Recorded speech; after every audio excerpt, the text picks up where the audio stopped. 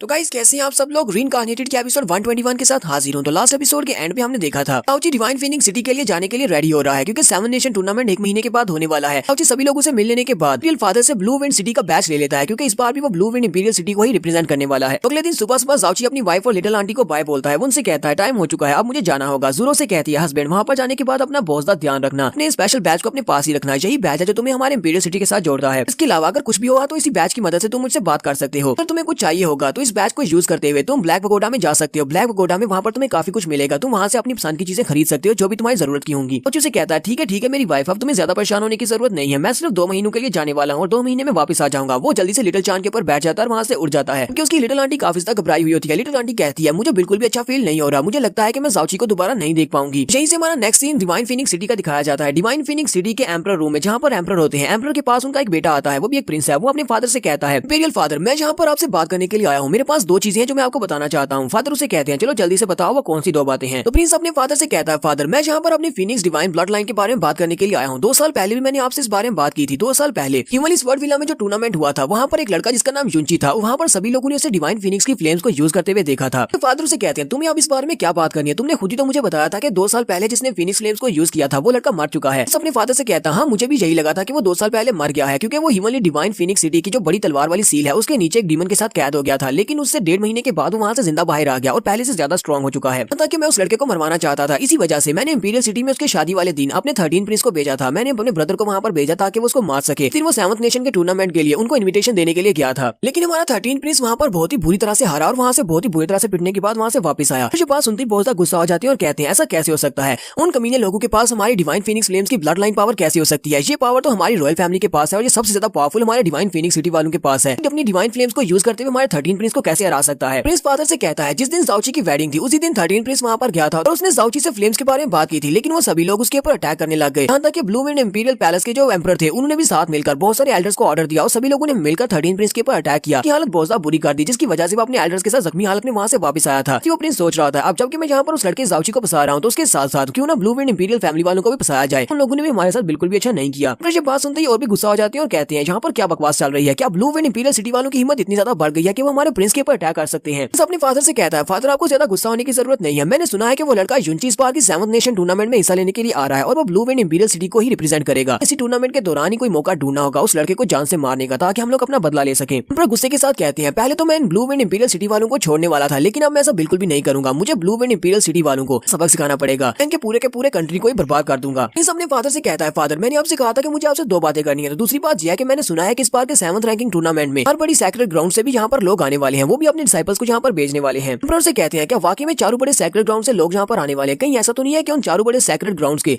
यानी कि लॉर्ड वो भी यहाँ पर आने वाले हैं। इस अपने फादर से कहता है मुझे नहीं लगता कि 4 सैक्रेड ग्राउंड्स के होली लॉर्ड्स यहाँ पर आने वाले हैं, वो अपने किसी सबसे बेस्ट डिसाइपल को यहाँ पर भेजेंगे। के बारे में तो मुझे पता है कि 2 होली लॉर्ड्स अपने डिसाइपल्स को यहाँ पर भेजने वाले हैं। मैंने सुना है कि इस बार जी क्यांगरू भी यहाँ पर आने वाला है। एम्परर हैरान होकर उसे कहते हैं लेकिन जी क्यांगरू यहाँ पर क्यों आएगा, वो तो एक बहुत ही जीनियस डिसाइपल है। प्रिंस अपने फादर से कहता है एम्परर अगर आप इन सभी लोगों को खुद वहाँ पर जाकर वेलकम नहीं करना चाहते तो कोई बात नहीं है, आपका ये बेटा वहाँ पर जाएगा और उन सभी को वेलकम करेगा। मैंने सुना है कि इस बार सन मून पैलेस से जी जिंग हान भी आने वाला है। एम्परर अपने बेटे से कहते हैं तो मुझे ये बताओ कि अब ये बंदा यहाँ पर क्या कर रहा है। सन मून डिवाइन पैलेस का ये तो सबसे बड़ा बेटा है, मास्टर भी है, फ्यूचर का हेड भी बनने वाला है, उसका यहाँ पर क्या काम है। प्रिंस अपने फादर से कहता है मुझे तो नहीं लगता कि वो इस बार के 7 नेशन रैंकिंग टूर्नामेंट के लिए आया होगा या फिर एक्सपीरियंस हासिल करने के लिए आया है। मुझे तो लगता है कि वो इस बार हमारी बहन के लिए यहाँ पर आया है, इंपीरियल सिस्टर चीयर के लिए यहाँ पर आया है। ये बात बताते ही काफी ज्यादा गुस्सा हो जाता है। अपने फादर से कहता है फादर आज से 10 साल पहले इस जी जिंग हान की पावर लेवल्स काफी ज्यादा बढ़ चुकी थी, इसने किसी इवल कल्टीवेशन आर्ट को मास्टर किया है, की वजह से इसकी स्ट्रेंथ बाकी सभी लोगों से ज्यादा है। इस इवल कल्टीवेशन स्किल को और ज्यादा आगे बढ़ाने के लिए उसे एक औरत की जरूरत है जिसकी बॉडी को एक फर्नेस के तौर पर यूज करते हुए उसके साथ डुअल कल्टीवेट कर सके। वो तो पता है कि हमारी चीयर की बॉडी कितनी ज्यादा प्योर है, उसकी बॉडी के साथ जो भी डुअल कल्टीवेशन करेगा उसकी एनर्जी डबल हिसाब से बढ़ेगी। ये बात भी जानते हैं कि चीयर कुछ अर्सा पहले इंपीरियल सिटी में गई थी और वहाँ पर जाने के बाद उसने कंपटीशन में हिस्सा लिया था। के बाद सभी दुनिया को पता चल चुका है कि हमारी चीयर कितनी ज्यादा खूबसूरत है और उसकी बॉडी कितनी ज्यादा स्पेशल है, की वजह से हमारी चीयर को दुनिया की नंबर 1 ब्यूटी भी कहा जाता है। हमारी चीयर के पास जो स्पेशल फिजिक है उसके साथ अगर डुअल कल्टीवेट किया जाए तो कल्टीवेशन बहुत ही तेजी के साथ बढ़ेगी, चाहे वो कोई भी हो, चाहे वो मैं ही क्यों ना हूँ। यहाँ पर अपनी बहन के बारे में बात करते हुए इसके अपने मुंह में भी पानी आ रहा होता है। ये बात देखते ही फादर उसे एक जबरदस्त किक मारते हैं जिससे वो नीचे गिर जाता है। इंपीरियल फादर उसे कहते हैं कमीने घटिया इंसान कहीं के, अपने चेहरे की तरफ देखो तो सही, तुम्हारे मुंह में भी पानी आ रहा है। यहाँ पर तुम अपनी सगी बहन के बारे में बात कर रहे हो, तुम उसके साथ डुअल कल्टीवेट करना चाहते हो ताकि तुम्हारी कल्टीवेशन बढ़ सके, तुम्हारा दिमाग तो नहीं खराब हो गया। प्रिंस मार खाने के बाद फिर से उठकर बैठ जाता है। अपने फादर से कहता है फादर प्लीज मुझे माफ कर दे, मुझे पता है कि मेरा गुनाह बिल्कुल अनफॉरगिवेबल है, आप मुझे माफ नहीं कर सकते, लेकिन मैं क्या करूँ, हमारी बहन की बॉडी है ही ऐसी, मैं अपने आप को रोक नहीं पा रहा। मैं ही नहीं बल्कि हमारे दूसरे भाई भी बिल्कुल ऐसा ही सोचते हैं। मेरे अलावा 3rd brother 4th fourth brother, seventh brother और इसके साथ साथ किसी वो अगले ब्रदर का नाम लेने लगते हैं। एम्परर फिर से उसके ऊपर अटैक करते हैं और कहते हैं अपनी बकवास बंद करो, जाकर अपने भाइयों को भी बता देना मेरे जीते जी तुम लोग अपनी बहन के साथ ऐसा कुछ भी नहीं कर सकते, वो तुम्हारी बहन है। मेरी बेटी चीयर हमारे डिवाइन फीनिक्स सेक्टर का सबसे इंपॉर्टेंट ट्रेजर है और तुम जैसे किसी भी घटिया इंसान को वो उसको गंदा करने नहीं दूंगा। दुनिया में ऐसा कोई भी नहीं है जो कि मेरी बेटी के लायक हो। अगर उन सारे आने वाले यंग मास्टर्स और अपने भाइयों को भी इस बारे में बता देना कि किसी के जहन में भी मेरी बेटी के बारे में गंदी सोच नहीं होनी चाहिए, वरना मैं उसको मार डालूंगा। दोबारा मुझे पता चला कि तुम्हारे दिमाग में फिर से इस तरह की गंदी सोच चल रही है अपनी बहन के साथ डुअल कल्टीवेशन करने की, मैं तुम्हें उसी वक्त मार डालूंगा। मैं इस बारे में जरा भी नहीं सोचूंगा कि तुम भी मेरे बेटे हो। प्रिंस अपनी काफी सारी बेइज्जती करवाने के बाद वहां से वापस आ जाता है। तो नेक्स्ट सीन में इंपीरियल सिटी का दिखाया जाता है। हमारा ज़ाओची फाइनली इंपीरियल सिटी में पहुंच चुका है। ज़ाओची कहता है यहाँ का इंपीरियल सिटी तो वाकई में बहुत ज्यादा शानदार है। हमारे ब्लू विंड इंपीरियल सिटी के मुकाबले में ये वाला सिटी बहुत ज्यादा बड़ा और प्रॉस्पेरस लग रहा है। क्योंकि जैसे इंपीरियल सिटी में एंटर होता है उसे आसमान के ऊपर बड़ी बड़ी शिप्स दिखाई देती हैं, वो बड़ी बड़ी कश्तियां होती हैं। तो यही वो परफाउंड आर्क है।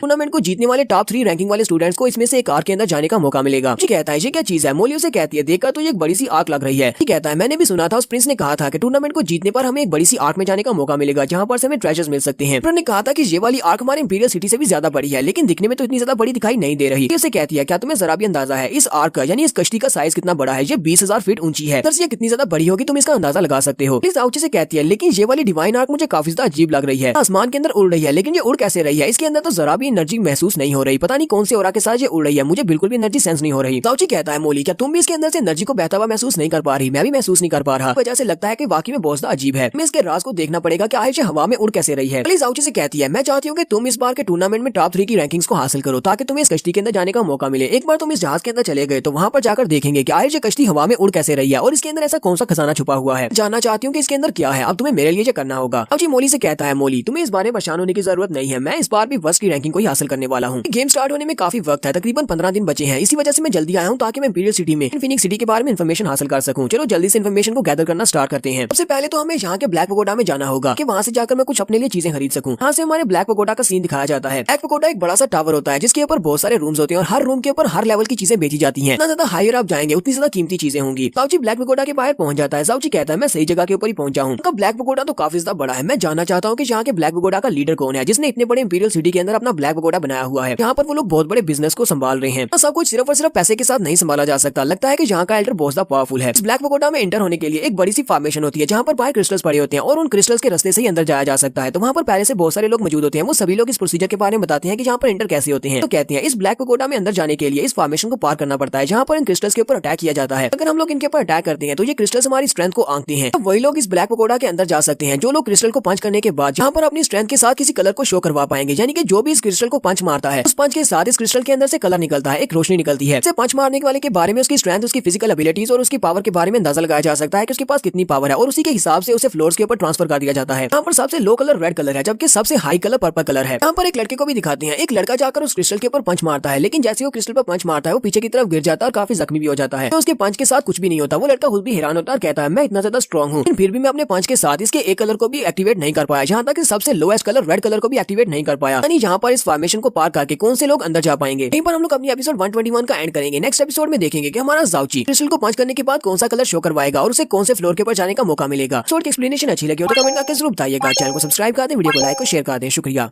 तो गाइस कैसे हैं आप सब लोग। रीइंकार्नेटेड के एपिसोड 122 के साथ हाजिर हूं। तो लास्ट एपिसोड के एंड पे हमने देखा था हमारा ज़ाओची ब्लैक मून गिल्ड की तरफ जाता है। ब्लैक मून गिल्ड की ब्लैक पगोडा बिल्डिंग के सामने एक बड़ी सी फॉर्मेशन होती है जिसके बाहर क्रिस्टल्स लगे होते हैं। तो सभी लोगों को उस क्रिस्टल के ऊपर अटैक करना होता है। सिर्फ ब्लैक पगोडा बिल्डिंग के अंदर वही लोग जाने के लिए एलिजिबल होते हैं जो कि उस क्रिस्टल के ऊपर पंच मारने के बाद वहाँ पर किसी कलर को शो करवाएंगे। सबसे लोएस्ट कलर रेड होता है और सबसे हाईएस्ट पर्पल कलर होता है। वहाँ पर एक लड़का उस क्रिस्टल के ऊपर पंच मारता है लेकिन कोई भी कलर शो नहीं होता और वो पीछे की तरफ भी गिर जाता है। वो लड़का कहता है लगता है कि इस फॉर्मेशन के साथ कुछ ना कुछ तो गलत है। ये फॉर्मेशन इसने कोई भी कलर शो क्यों नहीं करवाया। यहीं पर डिवाइन फीनिक्स सेक्टर का एक लड़का भी आता है और उनसे कहता है बेवकूफो तुम सभी लोग बहुत ज्यादा कमजोर हो, इसी वजह से तुम लोग इस फॉर्मेशन को एक्टिवेट नहीं कर पाए। तुम्हारे जैसे कचरा लोगों को तो यहाँ पर होना भी नहीं चाहिए था। देखो तो जरा तुम्हारे जैसे लोग भी ब्लैक पगोडा बिल्डिंग के अंदर जाने का सपना देख रहे हैं। सभी लोग जल्दी से पीछे की तरफ देखते हैं कि अब यहाँ पर कौन आ गया है। तो वहाँ पर एक लड़का होता है। उस लड़के का नाम फेंगचा होता है। फेंगचा उन सभी लड़कों से कहता है चलो अब जल्दी से यहाँ से दफा हो जाओ, तुम में से कोई भी ब्लैक पगोडा बिल्डिंग के अंदर नहीं जा सकता। उनमें से कुछ लड़के उसको पहचान लेते हैं और कहते हैं इसने तो डिवाइन फीनिक्स वालों के कपड़े पहने हुए हैं और ऊपर से इसका नाम लगता है कि मुझे याद है इसका नाम फेंगचाओ है। तो फेंगचाओ भी जल्दी से जंप करते हुए ऊपर फॉर्मेशन एरिया में चला जाता है जहाँ जहाँ पर वो क्रिस्टल को पंच कर सकता है, वो उन सभी लोगों से कहता है चलो तुम सभी लोग जल्दी से अपनी आंखें खोलो और देखो हमारे डिवाइन फिनिक्स सेक्टर और तुम्हारे जैसे कचरा सेक्टर्स के दरमियान में कितना बड़ा गैप है। सब कुछ देखने के बाद अपने छोटे छोटे कंट्रीज में वापस दफा हो जाना जहाँ से तुम लोग आए हो। तो फेंग चाओ अपने पंच में अपनी पावर्स को रिलीज करता है और उस क्रिस्टल के ऊपर पंच मारता है। उसके पंच की पावर काफी ज्यादा होती है क्योंकि वो साथ साथ डिवाइन फिनिक्स की फायर को भी रिलीज कर रहा होता है। तो फिनिक्स की फ्लेम्स काफी ज्यादा पावरफुल होने की वजह से वो क्रिस्टल के ऊपर पंच मारता है। तो क्रिस्टल फॉर्मेशन के ऊपर पंच मारने की वजह से वहाँ पर सियान कलर निकलता है। सियान कलर पर्पल कलर से एक लेवल लो होता है। पंच मारने के बाद वो लड़का और भी ज्यादा एरोगेंट हो जाता है। वो उन सभी लोगों से कहता है कि तुम सभी लोगों ने देखा कि जहाँ पर मैंने कौन से कलर को शो करवाया है, ये सियान कलर है। क्या तुम लोगों को जरा भी अंदाजा है कि सियान कलर कौन सा कलर होता है? वो सभी लोग भी वहाँ पर उसकी तारीफें करना शुरू कर देते हैं और कहते हैं ये तो सियान कलर है, ये तो वाकई में बहुत ज्यादा महान जीनियस वॉरियर है। फिनिक्स सेक्टर के सभी लड़के इतने ज्यादा जीनियस है। फिर साथ ही वो उन सभी लड़कों से कहता है चलो अब जल्दी से यहाँ से दफा हो जाओ, तुम सभी लोग मेरे साथ यहाँ पर खड़े होने के लायक नहीं हो। यहीं पर हमारा जाओची से कहता है मुझे तो लगा था कि डिवाइन फिनिक्स सेक्टर के डिसाइपल्स इससे ज्यादा कर सकते हैं, लेकिन तुम तो काफी ज्यादा कमजोर निकले, तो सिर्फ यहाँ पर सियान कलर को ही शो करवा पाए हो। मुझे तो लगा था कि पर्पल होना चाहिए था। तो सभी लोग भी जल्दी से देखते हैं कि अब यहाँ पर कौन आ गया है। चाओ हमारे जाओची की तरफ देखता और कहता है तो क्या यहाँ पर तुम हो जो पीछे खड़े होकर बात कर रहे हो? जाओची इसके सामने आता और कहता है हाँ ये बात मैंने की है। फेंग चाओ हमारे जाओची की तरफ देखते हंसना शुरू कर देता है क्योंकि उसका कल्टीवेशन लेवल बाकी सभी लोगों से बहुत ज्यादा लो है। वो अभी तक अपनी अर्थ परफॉर्म राउंड के 7th लेवल पर है। इसी वजह से चाओ हंसते हुए कहता है तुम तो एक छोटे से कंट्री के एक छोटे से अर्थ परफॉर्म राउंड के एक्सपर्ट हो, तुम्हारी हिम्मत कैसे हुई यहाँ पर आकर मेरे साथ बात करने की? शुक्र करो कि यहाँ पर हम लोग प्राइवेट मैचेस नहीं कर सकते, वरना मैंने अभी तक तुम्हें मार दिया होता। लेकिन अब तुम्हें यहाँ पर माफ करने की बात है तो तुम्हें मेरे सामने अपना सर झुकाना होगा, मेरे सामने अपने घुटने टेक कर 3 बार अपना माथा रगड़ो, साथ ही मुझे 3 बार चलाकर अपना ग्रैंडपा कहो, उसके बाद मैं तुम्हें यहाँ से जाने दूंगा, वरना मैं तुम्हें नहीं माफ करूंगा। तो जाओची इसकी बात सुनने के बाद कहता है तो तुम चाहते हो कि मैं तुम्हारे सामने घुटने टेकर तुम्हें अपना ग्रैंडपा कहूं? हमारा आइडिया काफी ज्यादा अच्छा है, क्यों ना हम लोग यहाँ पर आपस में बैट करते हैं? चलो बैट करते हैं, अगर तुम्हारे अंदर हिम्मत है तो फिर बैट कर लेते हैं। साथ ही हमारा जाओची सोच रहा होता है कि वाला क्रिस्टल जिसके ऊपर इसने अभी पंच मारा है ये हमारी फिजिकल एबिलिटी साथ साथ हमारी मेंटल पावर और हमारे पास इतनी स्ट्रेंथ है उसको भी मानता है। तो मुझे लगता है कि मेरी स्ट्रेंथ और मेरी मेंटल हेल्थ इस लड़के से बहुत ज्यादा है, तो मैं जहाँ पर इससे ज्यादा पावर का कलर शो करवा सकता हूँ कि इसके साथ बैट करना ठीक रहेगा, इतना इसकी एरोगेंस को काम किया जा सकता है।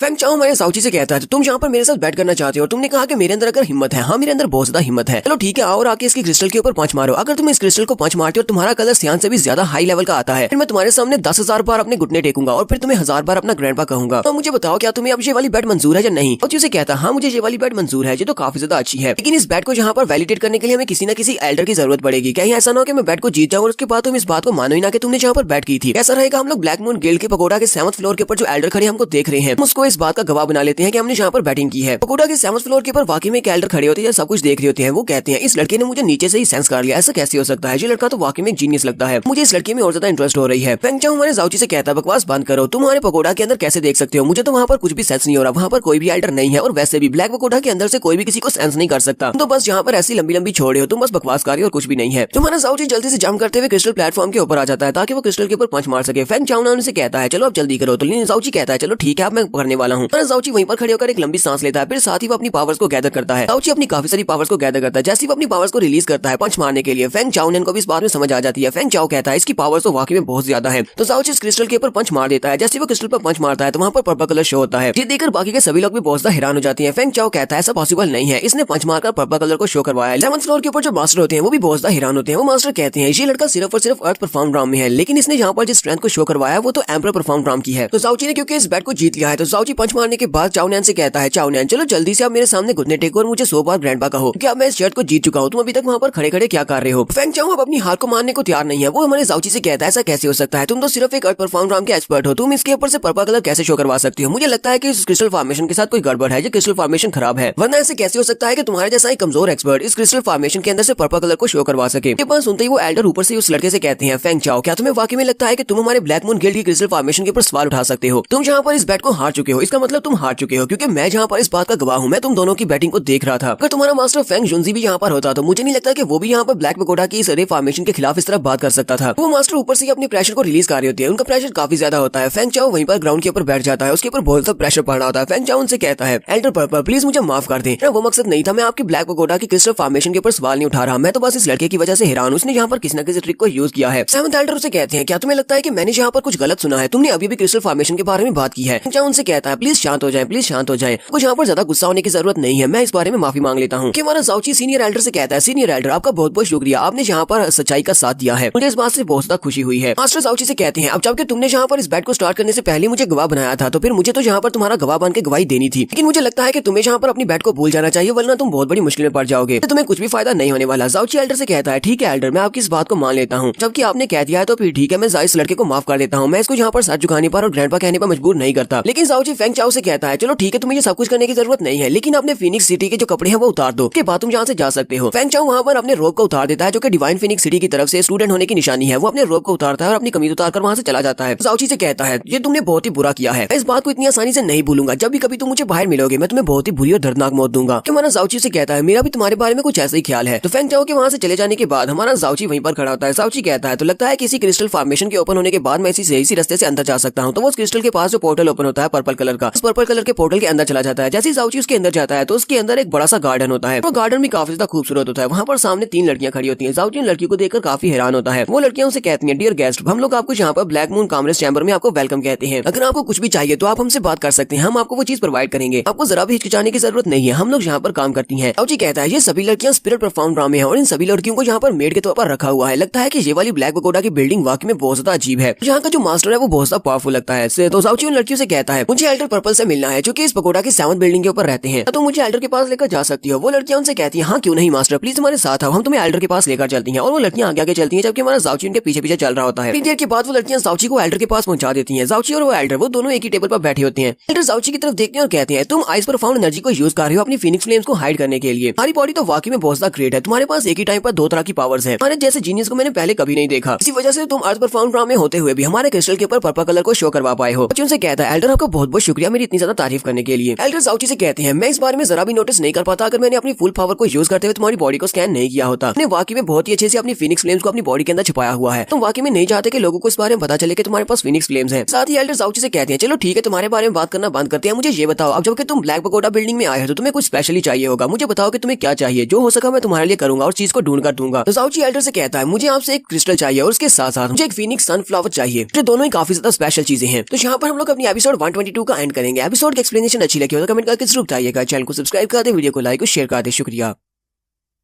तो गाइस कैसे हैं आप सब लोग, रीइंकार्नेटेड के एपिसोड 123 के साथ हाजिर हूं। तो लास्ट एपिसोड के एंड पे हमने देखा था हमारा जाओची ब्लैक पगोडा बिल्डिंग के अंदर चला जाता है और एल्डर के साथ बैठा होता है। एल्डर जाओची से कहते हैं चलो मुझे बताओ कि तुम्हें मुझसे क्या चाहिए, तुम यहाँ पर कुछ चीजें लेने के लिए आए होगे। जाओची कहता है मुझे एक फिनिक्स सनफ्लावर चाहिए और उसके साथ साथ एक बड़ा सा जेड क्रिस्टल चाहिए। एल्डर उसके सामने अपनी रिंग को एक्टिवेट करते हैं और उसके अंदर से एक जेड क्रिस्टल निकाल देते हैं और कहते हैं ये रहा तुम्हारा जेड क्रिस्टल। और रही बात तुम्हारे सनफ्लावर की, सनफ्लावर तो फिलहाल मेरे पास अवेलेबल नहीं है। जाओची उस जेड क्रिस्टल को देखते ही बहुत ज्यादा खुश हो जाता है और कहता है ये तो वाकई में बहुत बड़ा और खूबसूरत क्रिस्टल है, यही तो मुझे चाहिए था। एल्डर जाओची से कहते हैं तुम्हें जेड क्रिस्टल तो मिल गया है लेकिन फिनिक्स सनफ्लावर वो तुम्हें नहीं मिल सकता क्योंकि तुम थोड़ा सा लेट आए हो। तुमसे पहले ही डिवाइन फिनिक्स सिटी के जो सिटी लॉर्ड हैं फिनिक्स गार्ड जोंग वो सनफ्लावर को खरीद कर चले गए हैं। जाओची के पास सुनते ही बहुत ज्यादा हैरान हो जाता है क्योंकि उसे तो ये सनफ्लावर चाहिए था। जाओची उनसे कहता है अब मेरा क्या होगा, मुझे सनफ्लावर कहाँ से मिलेगा। एल्डर उसे कहते हैं लड़के तुम्हें ज्यादा परेशान होने की जरूरत नहीं है, तुम्हें बस यहाँ से 300 माइल साउथ की तरफ जाना होगा, वहाँ पर भी हमारी एक ब्रांच है। कल दोपहर को 3 बजे वहाँ पर एक ऑक्शन होने वाली है और उस ऑक्शन में मुझे पता है कि एक फिनिक्स सनफ्लावर बिकने वाला है, तुम जाकर उस फिनिक्स सनफ्लावर को खरीद सकते हो। लेकिन यहाँ पर से वहाँ तक पहुँचने के रास्ते में बहुत ज्यादा होशियार रहना, हो सकता है कि तुम्हारे पर कोई अटैक करे। जाओची उनसे कहता है एल्डर आपका बहुत बहुत शुक्रिया मुझे इस बारे में इन्फॉर्मेशन देने के लिए, लेकिन क्या मुझे इस बारे में बता सकते हैं कि आखिर उसकी प्राइस कितनी हो सकती है। एल्डर जाओची से कहते हैं तुम्हें ज्यादा परेशान होने की जरूरत नहीं है, उसकी कीमत ज्यादा नहीं होगी, हो सकता है कि सिर्फ 7000 पर्पल क्रिस्टल हो। जाओची ये बात सुनते ही बहुत ज्यादा हैरान होता है और कहता है इतने ज्यादा क्रिस्टल्स, मेरे पास तो इतने ज्यादा क्रिस्टल्स नहीं है, लेकिन क्या करूं, मुझे वो सनफ्लावर खरीदना ही खरीदना है, तो मुझे इतने ज्यादा क्रिस्टल्स वेस्ट करना पड़ेंगे। कहीं पर से हमारा नेक्स्ट सीन 13 प्रिंस का दिखाया जाता है। फिनिक्स सिटी के 13 प्रिंस को दिखाते हैं जो कि अपने रूम में बैठा बहुत ज्यादा गुस्सा हो रहा होता है। उसे पता चलता है कि युनची वाकई में यहाँ पर 7th नेशन रैंकिंग टूर्नामेंट में आ चुका है। कहता है ऐसा कैसे हो सकता है, उस कमीने की हिम्मत तो देखो जो कि यहाँ पर 7th नेशन रैंकिंग टूर्नामेंट के लिए चला आया है। तुमने मेरे साथ ब्लू विंड इंपीरियल सिटी में जो कुछ भी किया था उस सभी का बदला तो मैं तुमसे लेकर रखूंगा, मैं तुम्हें यहीं पर डिवाइन फिनिक्स सिटी में मार डालूंगा। इस वक्त बाहर से दरवाजा खुलता है और एम्परर वहाँ पर आते हैं। फिनिक्स गार्ड जोंग वहाँ पर आते हैं और अपनी पावर्स को रिलीज कर रहे होते हैं। टीन प्रिंस जैसे ही अपने फादर को वहाँ पर देखता है वो जल्दी से उसके सामने झुक जाता है और कहता है मैं आपके सामने ग्रीट करता हूँ। तो फादर उसे कहते हैं चलो जल्दी से उठकर खड़े हो जाओ, यहाँ पर तुम्हारे लिए काम लेकर आया हूँ, चाहता हूँ कि तुम मेरे लिए फिनिक्स जेड टेंपल को इन्वेस्टिगेट करो। कुछ अर्सा पहले वहाँ पर चोरी हुई है, मैं चाहता हूँ कि तुम देखो जाकर के वहाँ पर क्या हो रहा है। 13 प्रिंस अपने फादर से कहता है जब मैं ब्लू विंड इंपीरियल सिटी की तरफ गया था तो वहाँ पर रास्ते में जाते हुए मैंने टेंपल को इन्वेस्टिगेट किया था और मुझे पता चला है कि हमारे डिवाइन फिनिक्स टेंपल के अंदर से चोरी किसने की है, वो गोस्टली हैंड है जिसने वो चोरी की है। पर बहुत ज्यादा गुस्सा हो जाती है और कहते हैं गोस्टली हैंड, उसे तो इस दुनिया का सबसे पहला चोर भी कहा जाता है, वो बहुत ही मिस्टीरियस चोर है। ये गोस्टली हैंड पूरी टीम है या फिर एक बंदा है, लेकिन इन लोगों की हिम्मत कैसे भी मेरे डिवाइन फिनिक्स टेंपल के अंदर से कुछ चीजें चोरी करने की। है कि नहीं अब मेरा जरा भी डर नहीं रहा। टीन प्रिंस अपने फादर से कहता है फादर आपको ज्यादा परेशान होने की जरूरत नहीं है, वो टेंपल से आपके सनफ्लावर के सिर्फ एक पत्ते को ही चोरी कर पाए हैं, वो पूरे के पूरे सनफ्लावर को चोरी नहीं कर पाए। पर गुस्से के साथ पीछे की तरफ मुड़ते हैं और उसे कहती है क्या तुम्हें लगता है कि उस फ्लावर के हाफ को को चोरी कर लेना ठीक है, तो मुझे फर्क नहीं पड़ता, मुझे बहुत ज्यादा फर्क पड़ता है। क्या तुम्हें लगता है कि डिवाइन फीनिक्स गार्ड जोंग के पास से फ्लावर को चोरी कर लेना कोई आम सी बात है? चाहता हूँ कि जाकर तुम उस गोस्टली हैंड थीफ को पकड़ो। अगर तुमने उन चोरों को पकड़ लिया तो उन्हें पकड़ते ही मार डालना, किसी को भी जिंदा मत छोड़ना। टीन प्रिंस अपने फादर से कहता है ठीक है फादर, मैं इस काम को पूरा करूंगा। जैसे चोर मुझे मिलेंगे मैं उनको मार डालूंगा और उनसे आपके सनफ्लावर को भी वापस ले लूंगा। साथ ही फादर उसे कहते हैं मुझे इस बारे में पता चला है कि ब्लू विंड इंपीरियल सिटी में तुम्हारे साथ क्या हुआ है। वहाँ पर उन लोगों ने तुम्हारी बहुत ज्यादा इंसल्ट की है। अब तुम्हें ज्यादा परेशान होने की जरूरत नहीं है। बहुत ही जल्दी ब्लू विंड इंपीरियल सिटी दुनिया के नक्शे से खत्म हो जाएगा, क्योंकि उन्होंने मेरे बेटे के साथ बिल्कुल भी अच्छा नहीं किया। इतना कहकर फादर एम्पर वहाँ से चले जाते हैं। फादर एम्पर के वहाँ से चले जाने के बाद 13 प्रिंस अपने एक मिस्टीरियस असैसिन से कहते हैं चीहू कहाँ पर हो तुम? चीहू उनके पास अपीयर होता है। वो उनसे कहता है जी मास्टर बताएं कि मैं आपकी क्या हेल्प कर सकता हूँ। 13 प्रिंस चीहू से कहता है मास्टर चीहू जाओ जाकर एक बंदे को ढूंढो जिसका नाम युनची है। ऐसी वो बंदा तुम्हें मिल जाए तो उसको मार डालना, जिंदा नहीं बचना चाहिए। फिर चीहू से कहती है ठीक है यंग मास्टर आपका काम हो जाएगा, और वो वहाँ से गायब हो जाता है। 13 प्रिंस उसके जाने के बाद कहता है युनची तुम्हारी मौत तो सिर्फ शुरुआत है, देखते जाओ मैं तुम्हारे साथ करता क्या हूँ। तुम्हारे में ब्लू विंड इंपीरियल सिटी जहाँ पर तुमने मुझे इतना ज्यादा इंसल्टेड किया था मैं उसको भी तबाह कर दूंगा, नामो निशान मिटा दिया जाएगा। सीन अगले दिन का दिखाया जाता है। अगले दिन falling flame chamber of this कामरेस जो कि 300 माइल साउथ की तरफ होता है। जाउची उस जगह पर पहुंच जाता है। जाउची ऊपर से छुपकर ये सब कुछ देख रहा होता है। वहाँ पर दरवाजे पर रिसेप्शनिस्ट लड़की खड़ी होती है। जाउची कहता है दरवाजे के ऊपर जो गार्ड लड़की खड़ी है वो अपनी स्पिरिट परफॉर्म के पीक पर है। लगता है कि सीनियर मास्टर ने वाकई मुझे सच बताया था, यहाँ पर ऑक्शन होने वाली है। हमारा जाउची भी जल्दी से सर पे टोपी पहनता है और उन सभी लोगों के साथ जो के अंदर जा रहे होते हैं उन सभी के साथ अंदर चला जाता है ऑक्शन हॉल के अंदर, ताकि वो अपने लिए सनफ्लावर को खरीद सके। एक्सीन हमें ऑक्शन हॉल के अंदर का दिखाया जाता है। ऑक्शन हॉल के अंदर भी एक लड़की आती है कि इस गिल्ड की मैनेजर है। वो वहाँ पर आने के बाद उन सभी लोगों से कहती है मेरे सारे गेस्ट आप लोगों को काफी ज्यादा इंतजार करवा दिया, तो हम लोग जल्दी से अब ऑक्शन को स्टार्ट करने वाले हैं। यहीं पर सामने एक लड़का बैठा होता है। वो उसे कहता है मेरी कीकी तुम तो वाकई में बहुत ज्यादा खूबसूरत लग गई हो। हर बार जब मैं यहाँ पर ऑक्शन में कुछ चीज खरीदने के लिए आता हूँ तुम पहले से भी ज्यादा खूबसूरत लगती हो। वो लड़की भी अपनी तारीफें सुनने के बाद उस बंदे से कहती है सर गोंगसंग आप तो वाकई में बहुत ज्यादा इंपेशेंट है। मैं आज यहाँ पर आ चुकी हूँ तो मैं बहुत ही जल्दी सारी आइटम्स आपके सामने रखने वाली हूँ। आप उनमें से अपने लिए कोई भी ट्रेजर पसंद कर सकते हैं। बाद में आप सभी लोगों के लिए सबसे बेस्ट ट्रेजर्स लेकर आई हूँ। फिर साथ ही वो मैनेजर लड़की वहाँ पर ताली बजाती है तो दो लड़कियां वहाँ पर दो बॉक्सेस को लेकर आती हैं। ये दोनों चीजें यहाँ पर ऑक्शन की जाने वाली हैं। सबसे पहले वो एक जेड बॉक्स को ओपन करती हैं। बॉक्स के अंदर जो चीज होती है उसका नाम पर्पल क्रिस्टल जेड मैरो होता है। नाम से लड़की उन सभी लोगों से कहती है ये वाले जेड क्रिस्टल्स बहुत ज्यादा स्पेशल क्रिस्टल्स हैं। इस एक जेड क्रिस्टल्स को आप लोग इस्तेमाल कर सकते हैं 50,000 किलोग्राम पर पाउंड एनर्जी के लिए। तो फेक क्रिस्टल को इस्तेमाल करते हुए आप एक बड़ी सी कश्ती को 200 घंटों के लिए चला सकते हैं। इतना ही नहीं इसका एक और फंक्शन है। अगर आप इस क्रिस्टल को अपने तलवार के ऊपर या अपने जो भी आपका वेपन है उसके ऊपर मेल्ट करते हैं तो आपके वेपन की जो कॉन्शियसनेस है वो और भी ज्यादा पावरफुल हो जाएगी। उसकी इंटेलिजेंस बहुत ज्यादा बढ़ जाएगी। इस क्रिस्टल की बैटिंग हम लोग 600 पर्पल प्रोफाउंड कॉइन से करने वाले हैं। यहाँ पर बैटिंग कर सकते हैं लेकिन बैटिंग को 100 क्रिस्टल के हिसाब से बढ़ाना होगा। तो भी यहाँ पर सबसे ज्यादा बैट करेगा ये क्रिस्टल उसे मिलेंगे। इससे पहले गोंगसन सभी लोगों से कहता है मुझे ये वाला क्रिस्टल चाहिए ताकि मैं अपने वेपन के ऊपर इसको मेल्ट करके उसके इंटेलिजेंस लेवल को बढ़ा सकूं। जैसे मुझे लगता है कि तुम सभी दोस्त यहाँ पर इसके लिए बैटिंग नहीं करोगे, ये वाले क्रिस्टल्स तो मुझे मिलने चाहिए। और वो वहाँ पर 600 क्रिस्टल्स को बैट कर देता है। हमारा जाउची भी यहाँ पर बैटिंग स्टार्ट कर देता है। जैसे वो वहाँ पर बैट को रेस करता है बाकी सभी लोग कहते हैं ये गोंगसन जी ये तो होली स्वर्ड सेक्टर का यंग मास्टर है, इसके खिलाफ जाने की हिम्मत कौन कर रहा है। गोंगसन जी जाउची की बैटिंग सुनने के बाद काफी गुस्सा होता है। फिर वो कहता है ठीक है मैं 1000 क्रिस्टल्स को बैट करता हूँ। जाउची डायरेक्टली 2000 क्रिस्टल पर पहुंच जाता है। पास सुनते ही गोंगसन जी बहुत ज्यादा गुस्सा हो जाता है। अपनी पावर्स को रिलीज करते हुए जाउची से कहता है तुम्हारी हिम्मत कैसे मेरे खिलाफ जाने की, मैंने तुम्हें पहले बता दिया था कि ये क्रिस्टल्स मुझे चाहिए। जाउची से कहता है तुम्हें इस बारे से क्या फर्क पड़ता है कि मैं कौन हूँ या फिर यहाँ पर बैटिंग क्यों कर रहा हूँ, मुझे ये चीज चाहिए इसलिए मैं बैटिंग कर रहा हूँ। तुम्हें इस चीज को खरीदना है तो तुम्हें मुझसे ज्यादा बैट करना होगा, वरना चुपचाप वहाँ पर बैठे रहो। गोंगसन जी वहाँ पर चुपचाप बैठ जाता है क्योंकि उसके पास इतने ज्यादा क्रिस्टल्स नहीं है। जाउची से कहता है ठीक है तुम इस चीज को खरीद सकते हो। लड़की कहती है अब जबकि सर गोंगजन जी को ये नहीं चाहिए और बैटिंग 2000 क्रिस्टल्स पर पहुंच चुकी है तो फिर ठीक है। इस मिस्टीरियस लड़के ने इस क्रिस्टल्स को 2000 क्रिस्टल्स में खरीद लिया है। उसके बाद वो लड़की कहती है अब हमारी सेकंड आइटम को लाया जाए। तो वो लोग सेकंड आइटम के ऊपर से बॉक्स को ओपन करते हैं तो उसके अंदर सनफ्लावर होता है। लड़की उन सभी लोगों से कहती है तो हमारी आज की दूसरी आइटम फिनिक्स सनफ्लावर है। इस फिनिक्स सनफ्लावर को खरीदने के लिए बैटिंग की स्टार्टिंग प्राइस 1000 क्रिस्टल्स है। सभी लोग इस बात से बहुत ज्यादा हैरान हो जाते हैं और कहते हैं ऐसा कैसे हो सकता है, ये तो वाकई में फिनिक्स सनफ्लावर है। फिनिक्स सनफ्लावर तो डिवाइन फिनिक्स सेक्टर वालों की प्रॉपर्टी है, ये यहाँ पर कैसे हो सकता है, हम में से कोई भी इसको नहीं खरीदेगा वरना हम लोग मुश्किल में पड़ जाएंगे। जाउची कहता है ये तो वाकई में फिनिक्स सनफ्लावर है, मास्टर ने बिल्कुल ठीक कहा था, यहाँ पर ऑक्शन में फिनिक्स सनफ्लावर है। ये फ्लावर काफी ज्यादा मेच्योर भी है, मेरे काफी ज्यादा काम आएगा। जाउची यहाँ पर डायरेक्टली 3000 क्रिस्टल्स को बैट कर देता है। बाकी सभी लोग कहते हैं हम लोग एक सनफ्लावर के लिए 3000 क्रिस्टल्स नहीं देने वाले, तो इस लड़की के साथ कोई भी बैट नहीं करेगा। तो जाउची यहाँ पर बड़ी आसानी के साथ 3000 क्रिस्टल्स में सनफ्लावर को खरीद लेता है। तो सर लड़की कहती है तो हमारे मिस्टीरियस गेस्ट ने फिर से यहाँ पर एक और चीज को खरीद लिया है, तो ये दूसरी चीज भी इस मिस्टीरियस यंग मैन की हुई। इसके साथ जाउची अपनी दोनों चीजें खरीद लेता है। जैसे अनाउंसर वहाँ पर अनाउंस करती है कि जाउची ने सनफ्लावर को खरीद लिया है, उसी वक्त पीछे से एक और लड़का आता है। वो लड़का वहाँ पर आते कहता है मुझे ये फिनिक्स सनफ्लावर चाहिए। तो वहाँ पर आते जाउची से कहता है लड़के क्या तुमने इस फिनिक्स सनफ्लावर को खरीदा है। जाउची से कहता है मैं बहुत ही जल्दी एम्परर प्रोफाउंड राम में पहुंचने वाला हूँ, लेकिन ब्रेक थ्रू करने के लिए मुझे सनफ्लावर की जरूरत है कि मैं जल्दी से ब्रेक थ्रू करने के बाद एम्परर प्रोफाउंड राम में पहुंच सकूं। परेशान होने की जरूरत नहीं है, जितने कॉइन्स तुमने इसको खरीदने के लिए दिए हैं मैं उतने कॉइन्स तुम्हें देने को तैयार हूँ, बदले में तुम्हें ये सनफ्लावर फिनिक्स फ्लावर मुझे देना होगा, मुझे इसकी जरूरत है। जाउची कहता है एक और कमीना यहाँ पर चला आया है, पता नहीं और कितने यहाँ पर आएंगे मेरे पास से मेरे सनफ्लावर को छीनने के लिए। तो जाउची उस बंदे से कहता है अगर मैं इस बात के लिए एग्री ना हूं तो तुम क्या करोगे। मास्टर जाउची से कहता है चलो देखते हैं कि तुम इस बात के लिए एग्री होते हो या नहीं। तुम्हें बताता हूँ कि एग्री ना होने पर तुम्हारे साथ क्या होगा। वो जल्दी से जाउची के ऊपर अटैक करने के लिए आगे बढ़ता है और कहता है तो फिर मैं तुम्हें मार डालूंगा और तुम्हारे पास से सनफ्लावर को मुफ्त में ले लूंगा। ठीक है, सभी लोग भी काफी ज्यादा हैरान होते हैं। रिसेप्शन वाली लड़की काफी घबरा जाती है कि कहीं उनके ब्लैक गिल्ड को इतना तोड़ दिया जाए। सन कॉन्ग काफी ज्यादा खुश होता है और कहता है लड़की को क्या लगा था कि ये लड़का यहाँ पर आकर आसानी से इन सारी चीजों को खरीद सकता है। मुझे बंदा इसको जहाँ पर सबक सिखाने वाला है, मुझे तो काफी खुशी हो रही है। वहाँ पर एक जबरदस्त धमाका होता है, लेकिन उस धमाके के बाद दिखाते हैं कि वो लड़का जो जाउची के ऊपर अटैक करने वाला था वो पीछे वाली दीवार के साथ जाकर टकराता है, सिर्फ एक ही पंच के साथ। सन गोंग जी भी ये देखकर बहुत ज्यादा हैरान हो जाता है और कहता है ऐसा नहीं हो सकता। लड़का मार खाने के बाद कहता है ऐसा कैसे हो सकता है, मैं 7th यंगेस्ट मास्टर हूँ ज़ीजैंग सेक्टर का, हिम्मत कैसे हुई मुझे हिट करने की। जाउची से कहता है लगता है कि तुम यहाँ पर मुझे धमकी दे रहे हो या फिर मुझे चैलेंज कर रहे हो। अब तुम कोई भी हो मुझे इस बात से फर्क नहीं पड़ता, आज तुम यहाँ पर मेरे हाथों से मरने वाले हो। और जाउची उसके ऊपर अटैक करने के लिए आगे बढ़ जाता है। तो यहाँ पर हम लोग अपनी एपिसोड 123 का एंड करेंगे। एपिसोड की एक्सप्लेनेशन अच्छी लगी हो तो कमेंट करके जरूर बताइएगा। चैनल को सब्सक्राइब कर दे, वीडियो को लाइक और शेयर कर दे। शुक्रिया।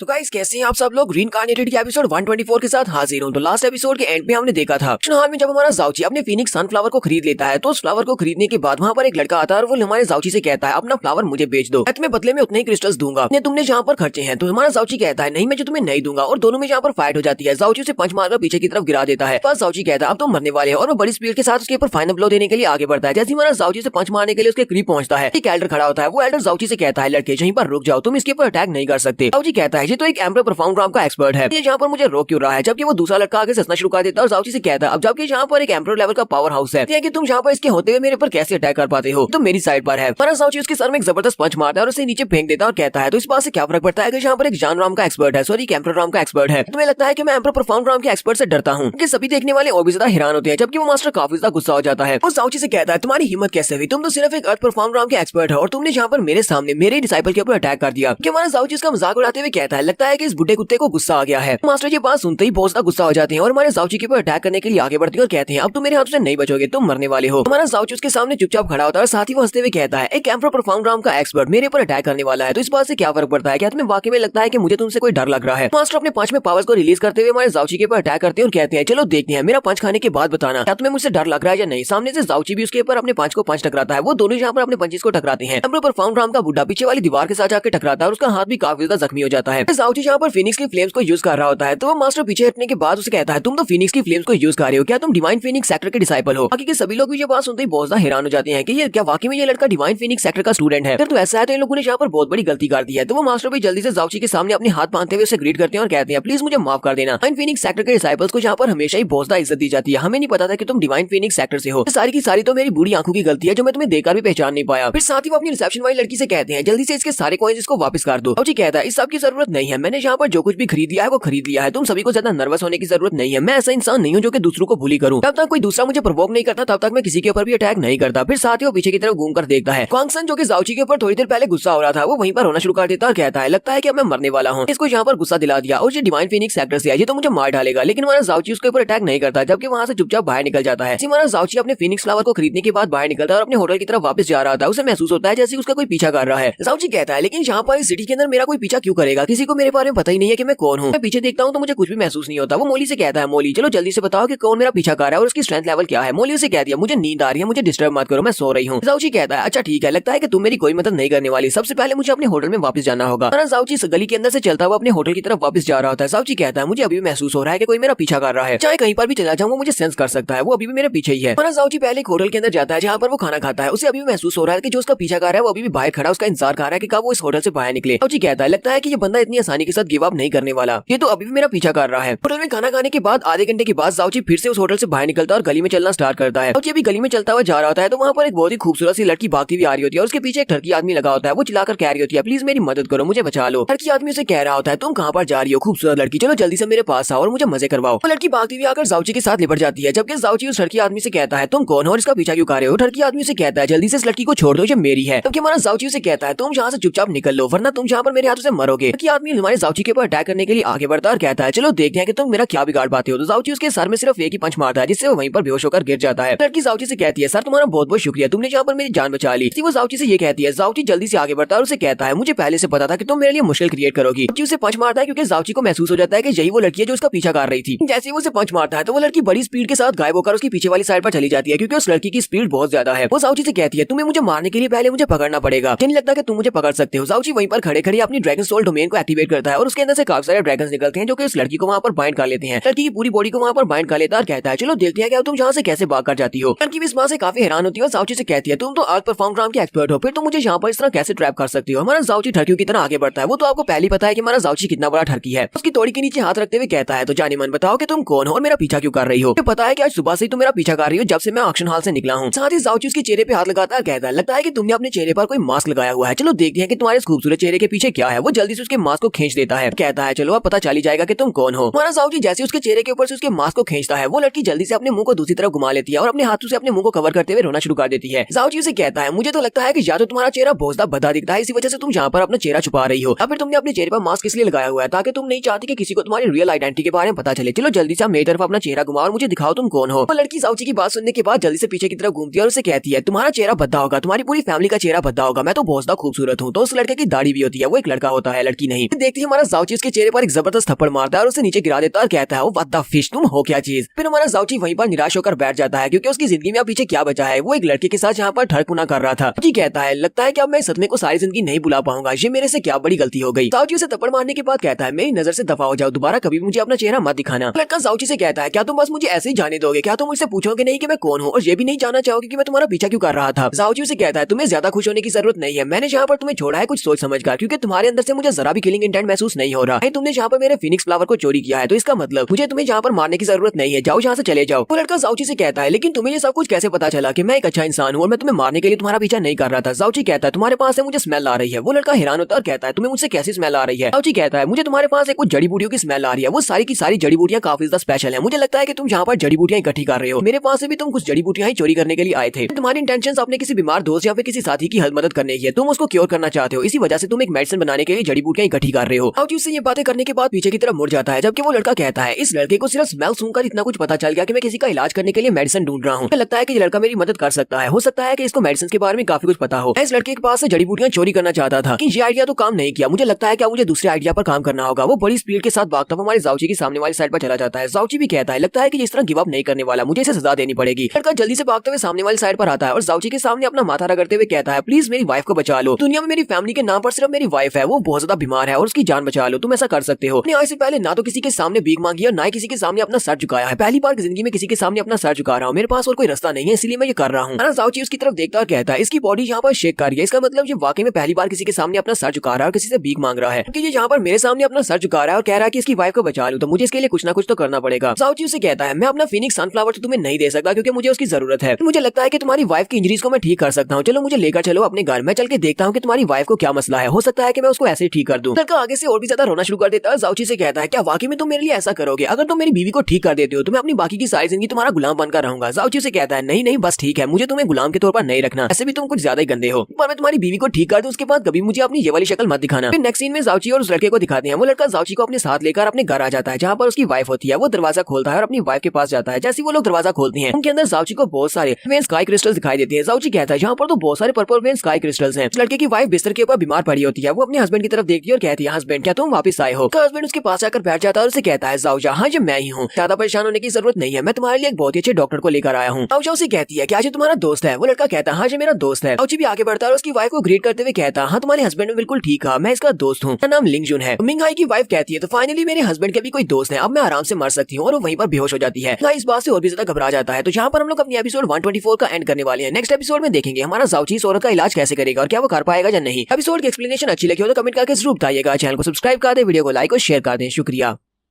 तो गाइस कैसे हैं आप सब लोग। रीइंकार्नेटेड के एपिसोड 125 के साथ हाजिर हूं। तो लास्ट एपिसोड के एंड पे हमने देखा था हमारा जाओची एक लड़के मिंगहाई के साथ उसके घर जाता है उसकी वाइफ को क्योर करने के लिए। तो उसकी वाइफ उसे अपने हस्बैंड को वहां पर देखते बेहोश हो जाती है। इस बात से मिंगहाई और भी ज्यादा घबरा जाता है और उसका नाम पुकारा होता है तो क्या तुम ठीक हो। जाओची उसे कहता है तुम्हें ज्यादा परेशान होने की जरूरत नहीं है, ये बस थोड़ी सी वीक है इसी वजह से बेहोश हो गई है। मिंगहाई रोना शुरू कर देता है। जाओची से कहता है प्लीज ब्रदर मेरी वाइफ की जान बचा लो, कुछ करो इसको बचा लो। जाओची से कहता है अच्छा ठीक है मैं इसके लिए जरूर कुछ करूंगा। अब जबकि तुमने अपनी वाइफ के सामने मुझे अपना दोस्त कह दिया है तो अपने दोस्त की वाइफ के लिए तो मुझे कुछ ना कुछ करना पड़ेगा। तुम प्लीज यहाँ से बाहर चले जाओ, अपनी वाइफ को यहाँ पर छोड़ जाओ, मैं इसका इलाज करता हूँ। तो वो बड़ी स्पीड के साथ वहाँ से बाहर चला जाता है। जाओची कहता है इसकी मूवमेंट्स तो बहुत ज्यादा अजीब है, इसकी स्पीड वाकई में बहुत ज्यादा है। यानी इसने कौन सी एक्सरसाइज को मास्टर किया है, यानी कि कौन सी मूवमेंट टेक्निक को इसका मास्टर किया हुआ है जिसकी वजह से इसकी स्पीड इतनी ज्यादा है। जाओची उसकी वाइफ की पल्स के ऊपर हाथ रखता है और कहता है लगता है कि इस औरत को बहुत ही डीपली पॉइजन दिया गया है, पॉइजन की वजह से इसकी ये हालत हुई है। जाओची अपनी ह्यूमनली पॉइजनस ब्रीड को एक्टिवेट करता है और कहता है चाहे इस दुनिया में कैसा भी पॉइजन क्यों ना हो, मेरे ह्यूमनली पॉइजनस ब्रीड के सामने में कुछ भी नहीं है, मैं बहुत ही जल्दी इसकी बॉडी के अंदर से पॉइजन को निकाल दूंगा। माना जाओची अपने ह्यूमनली पॉइजनस ब्रीड को उसकी बॉडी के ऊपर यूज करता है। कमरे के अंदर से बहुत सारी ग्रीन कलर की लाइट निकलती है। मिंग हाई बाहर खड़ा ये सब कुछ देख रहा था और कहता है ये क्या हो रहा है, लगता है कि वो मेरी वाइफ को ठीक कर देगा। जाओची उसकी वाइफ का इलाज करने के बाद अंदर से उसे कहता है अंदर आ सकते हो। जैसे वो जाओची अंदर आने का कहता है वो बड़ी स्पीड के साथ उसी वक्त उसके पास आकर बैठ जाता है। जाओची कहता है हाँ मुझे पहले से शक था, पास जो मूवमेंट टेक्निक है वो वाकई में बहुत ज्यादा फास्ट है, किसी स्पेशल मूवमेंट टेक्निक को मास्टर किया हुआ है। तो बड़ी स्पीड के साथ वहाँ पर आकर अपनी वाइफ के पास बैठ जाता है और उसे कहता है जाओजा क्या तुम ठीक हो। उसकी वाइफ अभी भी बेहोश होती है, वो उसके पास बैठा रो रहा होता है, लेकिन उसकी बॉडी पहले से काफी ज्यादा बेहतर हालत में होती है। कहता है ये तो लगता है ठीक है, इसकी बॉडी के अंदर जो पॉइजन था वो खत्म हो चुका है। तो तेवे जाओची से कहता है ब्रदर तुम्हारा बहुत बहुत शुक्रिया, मैं हुआ मिंग हाई, हमेशा के लिए तुम्हारा मकरूज हूँ, मैं तुम्हारी इस ग्रेट काइंडनेस को हमेशा याद रखूंगा।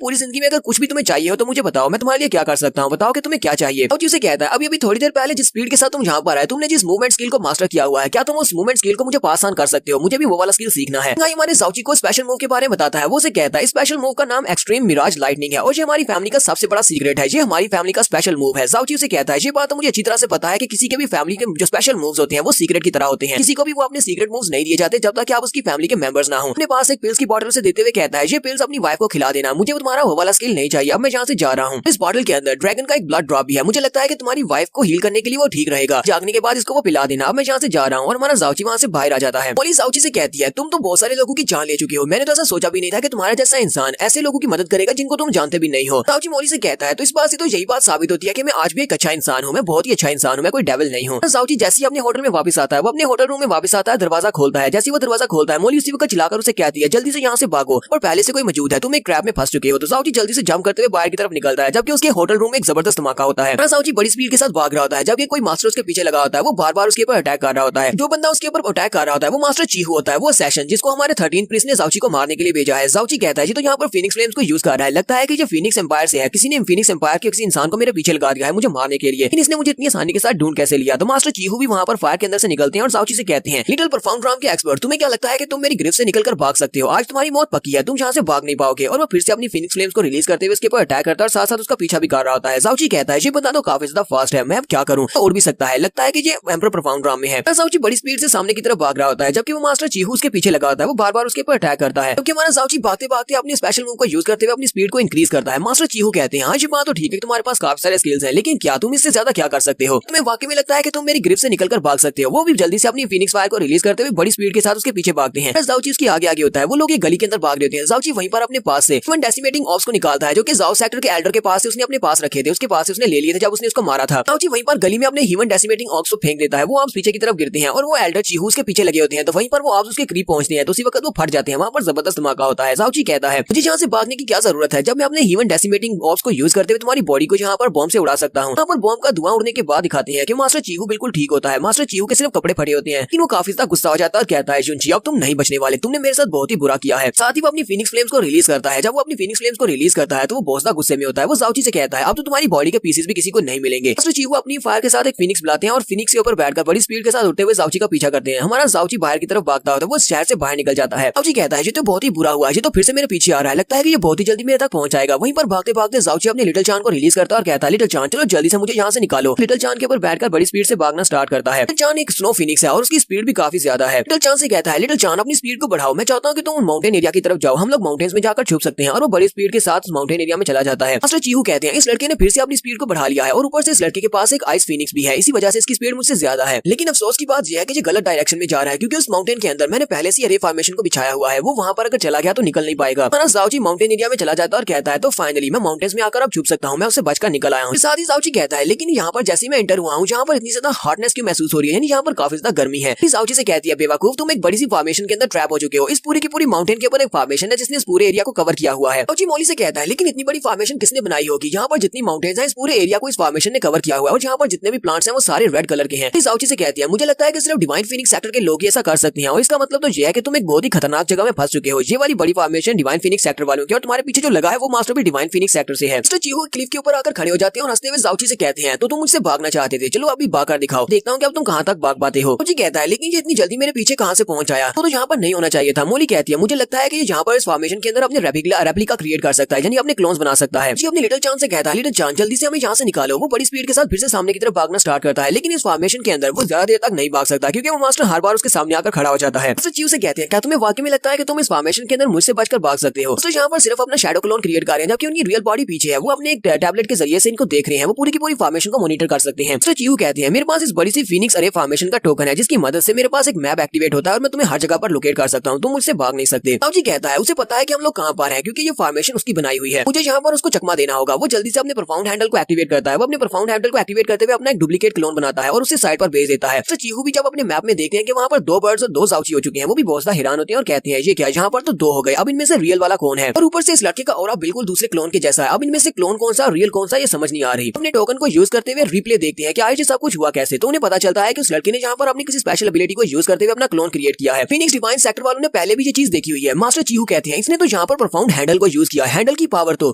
डीमन राम के लोगों के पास है, इसका मतलब ये एक डेविल कल्टीवेटर है। इस बात से वो और भी गुस्सा होते हैं और कहते हैं लिटिल डीमन तुम्हें तो आज मरना होगा, तुम मेरे हाथ लग गए हो, आज तुम नहीं बचोगे। बड़ी स्पीड के साथ जाउची के ऊपर डायरेक्टली अटैक करने के लिए आगे बढ़ जाते हैं। वो जाउची के सामने वाली साइड पर जाकर लैंडिंग करते हैं और कहते हैं अब तुम नहीं बच पाओगे। जाउची कहता है इसकी स्पीड तो इस फॉर्मेशन में बहुत ज्यादा है। हमने आने के बाद उस जाउची से कहते हैं मैंने तुम्हें कहा ना कि ये अरे फॉर्मेशन हमारी है और मैं इस पूरे माउंटेन एरिया का मास्टर हूँ, क्या तुम्हें लगता है कि तुम यहाँ से निकल सकते हो। अब तुम्हें मेरी बात पर यकीन आ रहा है कि तुम यहाँ से नहीं निकल सकते। जाउची भी इस बात से काफी हैरान होता है और कहता है लगता है कि इसको पता चल चुका है कि मेरे पास प्रोफाउंड हैंडल की पावर है। जाउची के पास अब फाइट करने के अलावा और कोई भी रास्ता नहीं है। वो जल्दी से अपनी तलवार निकालता और कहता है तो मुझे इस बंदे को यहीं पर मारना होगा, वरना ये बाहर जाकर भी मेरे बारे में बता देगा कि मेरे पास प्रोफाउंड हैंडल की पावर है। मास्टर चीहू भी जल्दी से अपने फायर बॉल क्रिएट करते हैं और जाउची पर फायर से अटैक करते हुए कहते हैं लिटिल डीमन क्या तुम्हें वाकई में लगता है कि तुम अभी भी रेजिस्ट कर सकते हो, चलो अब चुपचाप मर जाओ। जाउची अपनी तलवार को घुमाते हुए अपने आइस एट्रीब्यूट को यूज करते हुए उनकी फायर के साथ अपने आइस को टकराता है, तो दोनों की अटैक्स वहां पर टकराती हैं, लेकिन इससे जाउची को ज्यादा नुकसान होता है। मास्टर की फायर बहुत ज्यादा पावरफुल होती है। वो अपनी फायर के साथ जाउची को नीचे की तरफ सप्रेस कर रहे होते हैं और वहां पर सामने एक जबरदस्त धमाका होता है। हमारा जाउची ग्राउंड के ऊपर गिर जाता है और काफी ज्यादा जख्मी हो जाता है। होने के बाद जाउची कहता है जी तो वाकई में फिनिक्स डिवाइन सेक्टर का एक एक्सपर्ट लगता है, इसकी पावर्स तो काफी ज्यादा है। जबकि मास्टर चीहू सोच रहे होते हैं इस लड़के ने यहाँ पर मुझे अपनी 40% पावर को यूज करने पर मजबूर कर दिया, ये इतना भी कमजोर नहीं है। वजह से 13 प्रिंस ने ये वाला काम स्पेशली मुझे दिया है क्योंकि उन्हें पता था कि और कोई भी इस लड़के को मार नहीं पाएगा। अब पर हम लोग अपनी एपिसोड 125 का एंड करेंगे। नेक्स्ट एपिसोड में देखेंगे मास्टर चीहू जाउची को मार पाएंगे या नहीं, या फिर जाउची मास्टर चीहू को मार देगा। एपिसोड की एक्सप्लेनेशन अच्छी लगी हो तो कमेंट करके जरूर बताइएगा। चैनल को सब्सक्राइब कर दें, वीडियो को लाइक और शेयर कर दें। शुक्रिया।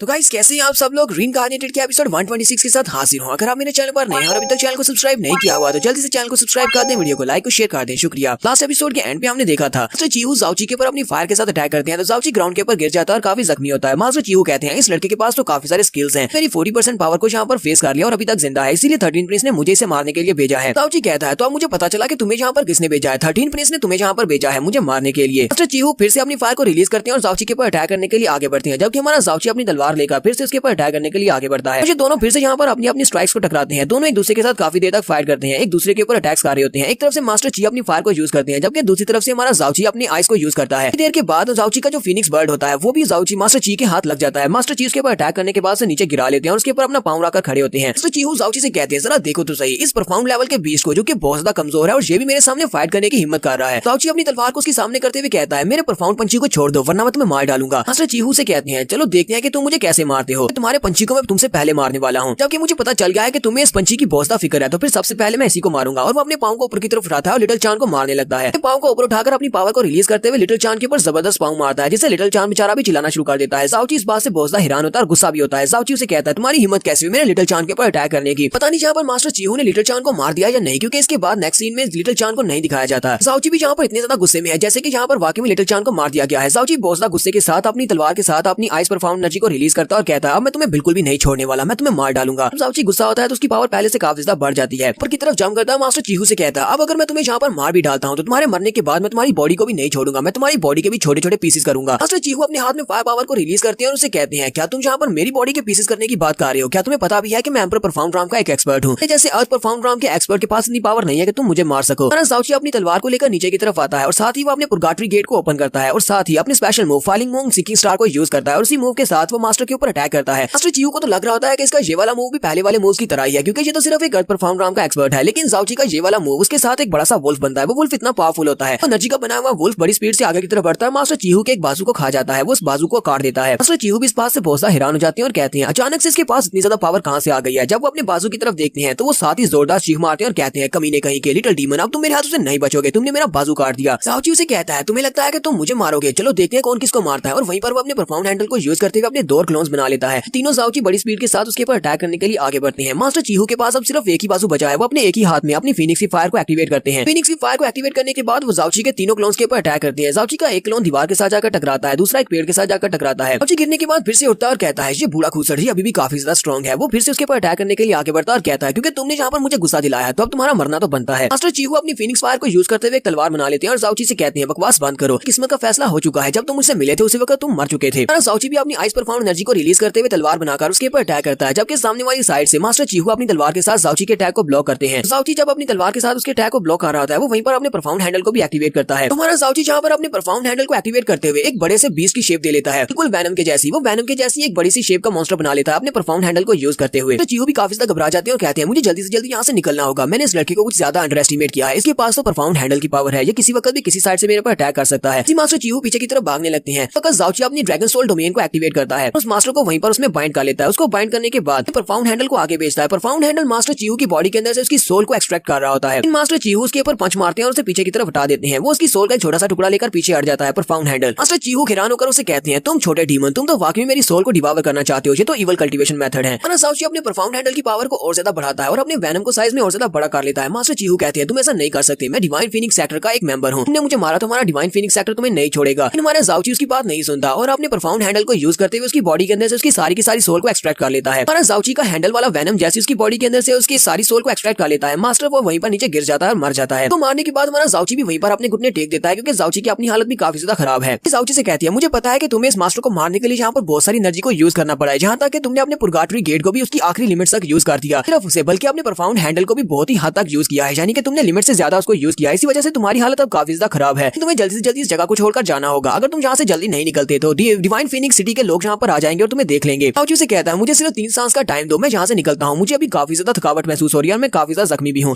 जाओची आहिस्ता आहिस्ता आगे की तरफ चलना स्टार्ट करता है। जाओची से कहती है इसी तरह तुम्हें आहिस्ता आहिस्ता आगे चलना होगा, क्योंकि अगर यहाँ पर डिवाइन फीनिक्स सिटी के किसी भी इंसान को मास्टर चिहाओ की बॉडी मिल गई तो तुम्हें ढूंढना शुरू कर देंगे और बहुत ही जल्दी तुम्हें यहाँ पर ढूंढ लेंगे और तुम्हें ढूंढकर मार डालेंगे। तो हमारा जाओची चलते चलते वहाँ से काफी दूर निकल आता है और वो चलते चलते वहीं पर ग्राउंड के ऊपर गिर जाता है। नेक्स्ट सीन 3 दिन के बाद का दिखाया जाता है। 3 दिन के बाद सुबह के वक्त जाओची को दिखाते हैं। जाओची एक झील के पास ही लेटा होता है, वो वहीं पर बेहोश हो गया था। रात के वक्त हमें यहाँ पर सब कुछ दिखाई नहीं दिया। तो यहीं पर हमारी नई लड़की आने वाली है। डिवाइन फीनिक्स एम्पायर की प्रिंसेस चियर यहाँ पर आती है। प्रिंसेस चियर वहाँ पर अपने एक छोटे से उल्लू के साथ आती है, अपने हाथ में एक स्टिक लेकर जाओची की गाल में स्टिक को दंसा रही होती है, यानी वो चेक कर रही होती है कि ये लड़का मर गया या जिंदा है। तो जाओची हल्का सा खांसता है, वो लड़की बहुत ज्यादा घबरा जाती है और कहती है ये बंदा तो अभी तक जिंदा है। वो भागती हुई जाकर पेड़ के पीछे छुप जाती है और कहती है पता नहीं ये कौन है, लेकिन ये अभी तक जिंदा है। उसके कंधे के ऊपर उसका जो उल्लू का पट्टा बैठा होता है वो अपने पंख फड़फड़ाता है। चियर उसे कहती है ये तुम क्या कर रहे हो, तुम कहाँ जा रहे हो। वो उड़ता हुआ सीधा जाओची के पास चला जाता है और उसे कहती है जाओ बाय बाय, जल्दी से वापस आ जाओ, तक तुम्हारी अपनी इंजरीज हील नहीं हुई और तुम जाकर किसी और इंजर्ड को देखना चाहते हो। उल्लू का पट्टा सीधा हमारे जाओची के पास जाता है और जाओची के पास जाने के बाद बॉडी की तरफ जाकर देखता है कि उसकी बॉडी के ऊपर काफी सारे जख्म होते हैं। वो देखने के बाद जल्दी से भागता हुआ वापस चियर के पास जाता है और उसे कहता है अब आ रहा हूँ, आकर इसका इलाज करो। यानी कि वो बोलता तो नहीं है, ये मैं उसकी तरफ से कह रहा हूँ। जाकर चियर का पल्लू खींचता है। चियर भी इस बात से काफी हैरान होती है और उसे कहती है तुम क्या चाहती हो, क्या मैं उसकी हेल्प करूँ, क्या तुम्हें लगता है कि वो जख्मी है, उसके हेल्प की जरूरत है। और समझदार उल्लू उसके पल्लू को खींचते हुए उसे अपनी तरफ खींच रहा होता है कि उसकी मदद करे। वो अपने पास एक पिल निकालती है और उसे कहती है अच्छा ठीक है, ये जान पिल है, मेरे फादर ने मुझे ये पिल दी थी, ये बहुत ही पावरफुल पिल है, किसी के भी जख्मों को हील कर सकती है। तो उस पिल को अपने मुंह में पकड़ता है और जाकर जाओची के ऊपर बैठ जाता है और उसके मुंह के अंदर उस पिल को फेंक देता है। तो जाओची जैसे उस पिल को निगल लेता है, वक्त उसकी बॉडी दोबारा से हील होना स्टार्ट हो जाती है। थोड़ी देर के बाद जाओची अपनी आंखें खोलता है। चियर फिर से अपने उल्लू को लेकर पेड़ के पीछे जाकर छुप जाती है। चियर कहती है ये बंदा तो उठकर बैठ गया। जाओची उस पिल को खाने के बाद कंप्लीटली हील हो जाता है और कहता है हाँ मेरा तो सर दर्द कर रहा है, पता नहीं मैं कितने दिनों से यहाँ पर पड़ा हुआ था। जाओची कहता है अब पता नहीं मैं कौन सी जगह पर आ गया हूँ, मुझे याद है कि मैं मास्टर चिहू के साथ फाइट कर रहा था। यहाँ पर जाओची को बहुत ही पावरफुल ऑरा महसूस होता है, यानी कि वहाँ पर आसपास जो मिस्टिक पावर होती है वो काफी ज्यादा गाढ़ी होती है। जाओची अपनी बॉडी की तरफ भी देखता है और कहता है मेरे जख्म भी तो आधे हील हो चुके हैं। जाओची कहता है मैंने अपनी ग्रेट वे ऑफ बुद्धा को तो यूज नहीं किया, तो मेरे जख्म अपने आप यहाँ पर इतनी तेजी के साथ कैसे हील हो गए हैं। कि यहाँ पर जो रिच मिस्टिक पावर है उसी की वजह से मेरे जख्म तेजी के साथ हील हो रहे हैं। वो सामने पानी की तरफ देखता और कहता है चलो छोड़ो, फिलहाल इस बार में भूल जाते हैं, मुझे अपनी बॉडी को वॉश करना है, काफी दिनों से लगता है मैं नहाया नहीं हूँ। जाओची वहीं पर अपने कपड़े उतार देता है और कपड़े उतार कर जल्दी से जम करता हुआ पानी में चला जाता है, जबकि चियर वहाँ पर ये सब कुछ देख रही होती है और वो शर्माते हुए कहती है ये लड़का तो बहुत ज्यादा बेशर्म है, इसने तो यहीं पर सामने कपड़े उतार दिए। वो जल्दी से शर्माते हुए पीछे की तरफ घूम जाती है। जाओची नहाने के बाद पानी से बाहर निकलता है। जाओची कहता है मेरे स्किल्स तो पहले से काफी ज्यादा बेहतर तौर पर इंप्रूव हो चुके हैं, यानी यानी पहले से काफी बेहतर हो गए हैं। फिर वो पानी से बाहर निकलता है। चियर अभी भी कानी आंख करके उसकी तरफ ही देख रही होती है और कहती है वो तो पानी से बाहर निकल रहा है, फिर से उसी तरह नंगा ही बाहर निकल रहा है। तो कहता है पहले मैं काफी सारी बैटल्स कर चुका हूँ, मास्टर चीहू के साथ फाइट के दौरान मुझे ब्रेक थ्रू करना चाहिए था, लेकिन मैं अर्थ पर फाउंड ग्राउंड में ही हूँ, लेकिन मेरी जो बैटल पावर है वो 30% तक इंक्रीज हो चुकी है। साउची कहता है चलो अब चेक करते हैं कि मेरी जो फ्रोजन एंड डिवाइन आर्ट्स है उसका लेवल कहाँ तक पहुंचा है। लास्ट टाइम मैं 4th लेवल पर था। साउची वहीं पर अपनी फ्रोजन आर्ट्स को रिलीज करता है तो पूरे के पूरे पानी के झरने को वहाँ पर फ्रीज कर देता है और आसपास भी बर्फ गिरना शुरू हो जाती है, क्योंकि उसकी फ्रोजन एंड डिवाइन आर्ट्स काफी ज्यादा हद तक बढ़ चुकी है। साउची कहता है लगता है कि ये पहले से काफी ज्यादा स्ट्रॉन्ग हो गई है, ये तो काफी ज्यादा अच्छा है, कंपटीशन में मुझे मदद मिलेगी। साउची अभी यहीं पर खड़ा होता है कि उसी वक्त झाड़ियों से उसे आवाज आती है, फिर कहती है ये तो बर्फ पड़ रही है, ये तो बहुत ही अमेजिंग बात है, मैं पहली बार बर्फ को गिरता हुआ देख रही हूँ। साउची कहता है लगता है कि वहाँ पर कोई है, वो कोई फीनिक्स सेक्टर का बंदा होगा। वो जल्दी से अपनी आइस के एक क्रिस्टल को उठाता है, उसे तलवार बनाकर कपड़े भी पहन लेता है और भागता हुआ चियर के पास जाता है और अपनी तलवार लेकर उसे कहता है कौन हो तुम। जैसे वो उसको देखता है उसी वक्त शर्माना शुरू कर देता है और कहता है तुम तो एक फेरी हो, क्या तुम फेरी लैंड से यहाँ पर आई हो। चियर भी शर्माते हुए उसे कहती है नहीं मैं तो एक फेरी नहीं हूँ, क्या वाकई मैं तुम्हें एक फेरी की तरह दिखाई देती हूँ। हमारा साउची तो पहले से बहुत ज्यादा ठरकी है। साउची उसे कहता है हाँ तुम बिल्कुल एक फेरी की तरह ही दिखाई दे रही हो। जहाँ पर हम लोग अपनी एपिसोड 126 का एंड करेंगे। तो नेक्स्ट एपिसोड में देखेंगे कि साउची हमारी इस फेरी के साथ क्या करने वाला है। क्या हमारे साउची को यहाँ पर फीनिक्स डिवाइन एम्पायर में एक नई बीवी मिलने वाली है या नहीं। एपिसोड की एक्सप्लेनेशन अच्छी लगी हो तो कमेंट करके जरूर बताइएगा। चैनल को सब्सक्राइब कर दे, वीडियो को लाइक और शेयर कर दे। शुक्रिया।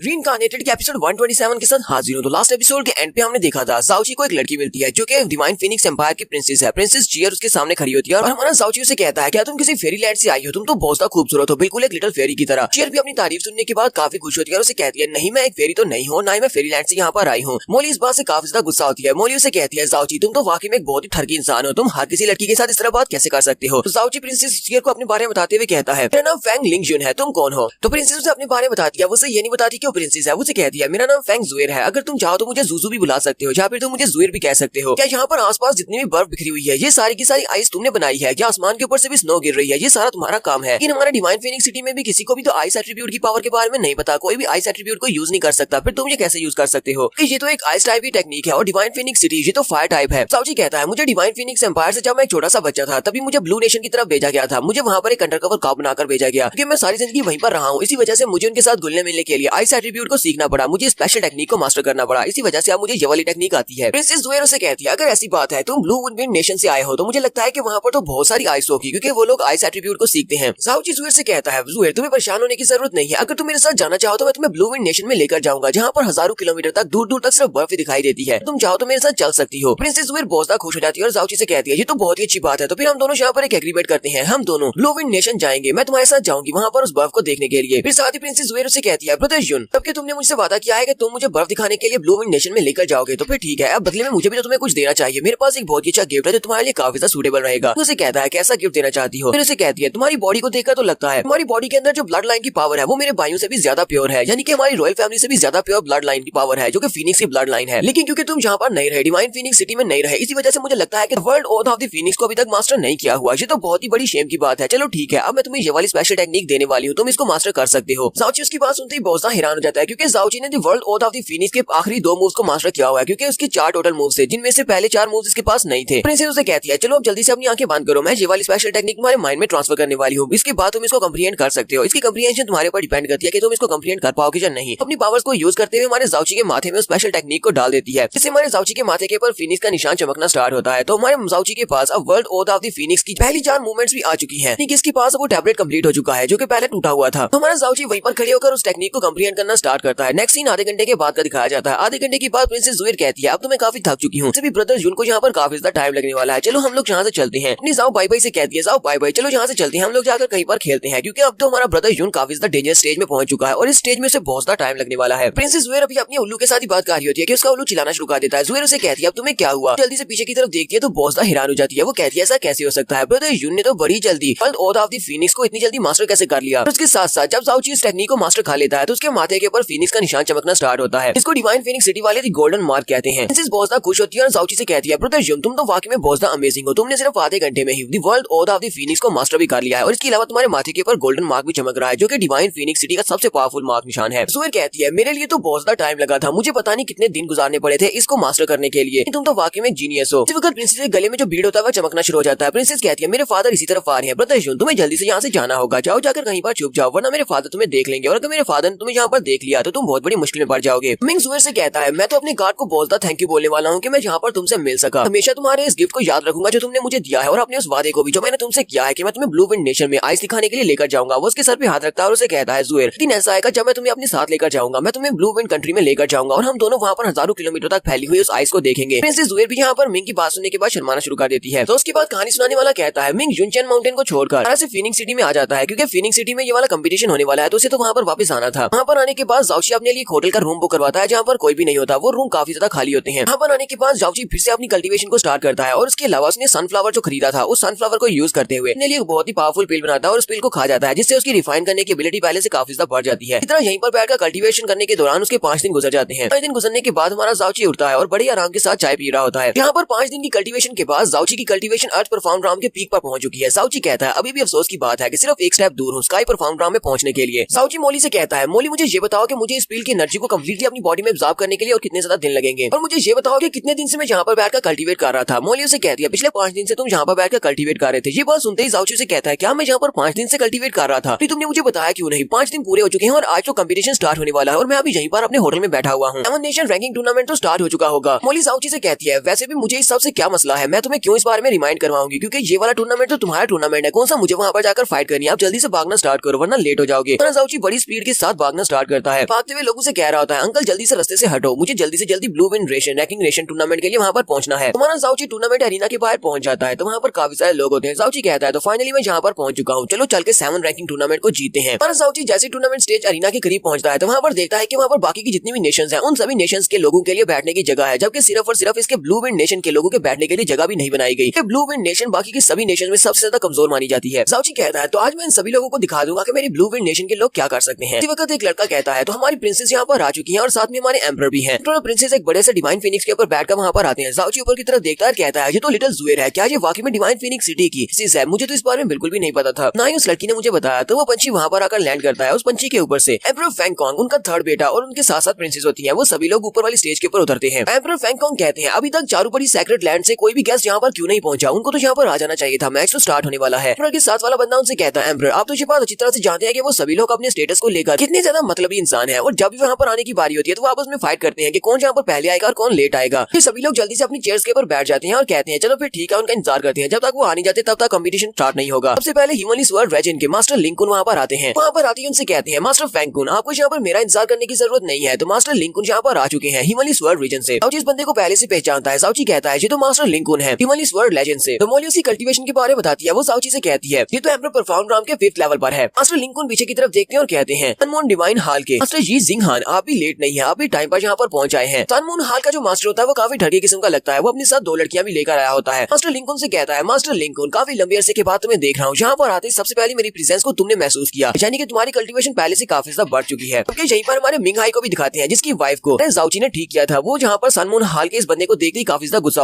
हो जाता है, शायद इसके साथ कोई झगड़ा चल रहा है। सनमून हाल का जो मास्टर होता है वो प्रिंसेस जुएर की तरफ देखते ही लाट टपकाना शुरू कर देता है और कहता है, मुझे तो यकीन नहीं होता कि दुनिया में इतनी खूबसूरत लड़की भी हो सकती है। हालांकि मैं हर रोज एक नई लड़की को बदलता हूँ, लेकिन ये लड़की मुझे इसको हासिल करना है, ये बाकी सभी से बहुत ज्यादा अलग है। इस लड़की को देखते ही मैं अपने आप को कंट्रोल नहीं कर पाता। तो वो सेक्टर मास्टर कॉन्ग के सामने से गुजरते हुए उनको हेलो बोलता है, उनको ग्रीट करता है। फिर साथ ही वो सोच रहा होता है, अब इस बात से ज्यादा फर्क नहीं पड़ता क्योंकि बहुत ही जल्दी ये लड़की मेरी होने वाली है। तो कुछ दिन की बात है, कुछ दिनों के बाद ये लड़की मेरे बिस्तर के ऊपर होगी। जी जिंगहान जाकर अपनी चेयर के ऊपर बैठ जाता है और अपनी साथ वाली दोनों लड़कियों से कहता है, क्या तुम लोग देख रही हो? दोनों प्रिंसेस जुएर के सामने बिल्कुल अगली है और बिल्कुल भी अच्छी नहीं दिखाई देती। नेक्स्ट सीन में वहाँ पर सुप्रीम सी पैलेस की जी कियानरू वहाँ पर आती है। जी कियानरू वहाँ की जंग मिस्ट्रेस है। जंग मिस्ट्रेस जैसी वहाँ पर आती है सभी लड़कियों से देखकर कहती है, ये तो बहुत ज्यादा खूबसूरत है, लगता है कि ये सुप्रीम सी पैलेस की यंग मिस्ट्रेस है। मास्टर फेंगकोंग उसे वहाँ पर देखते ही अपने थर्ड सन से कहते हैं, बेटे जाओ जाकर इसको मेरी जगह के ऊपर रिसीव करो, वरना तुम्हें पता है ना कि ये क्या करेगी। आदि वो सोच रही होती है, पता नहीं ये यहाँ पर क्या कर रही है। तो यहाँ पर हम लोग अपनी एपिसोड 127 का एंड करेंगे। एपिसोड की एक्सप्लेनेशन अच्छी लगी हो तो कमेंट करके जरूर बताइएगा। चैनल को सब्सक्राइब कर दे, वीडियो को लाइक और शेयर कर दे। शुक्रिया।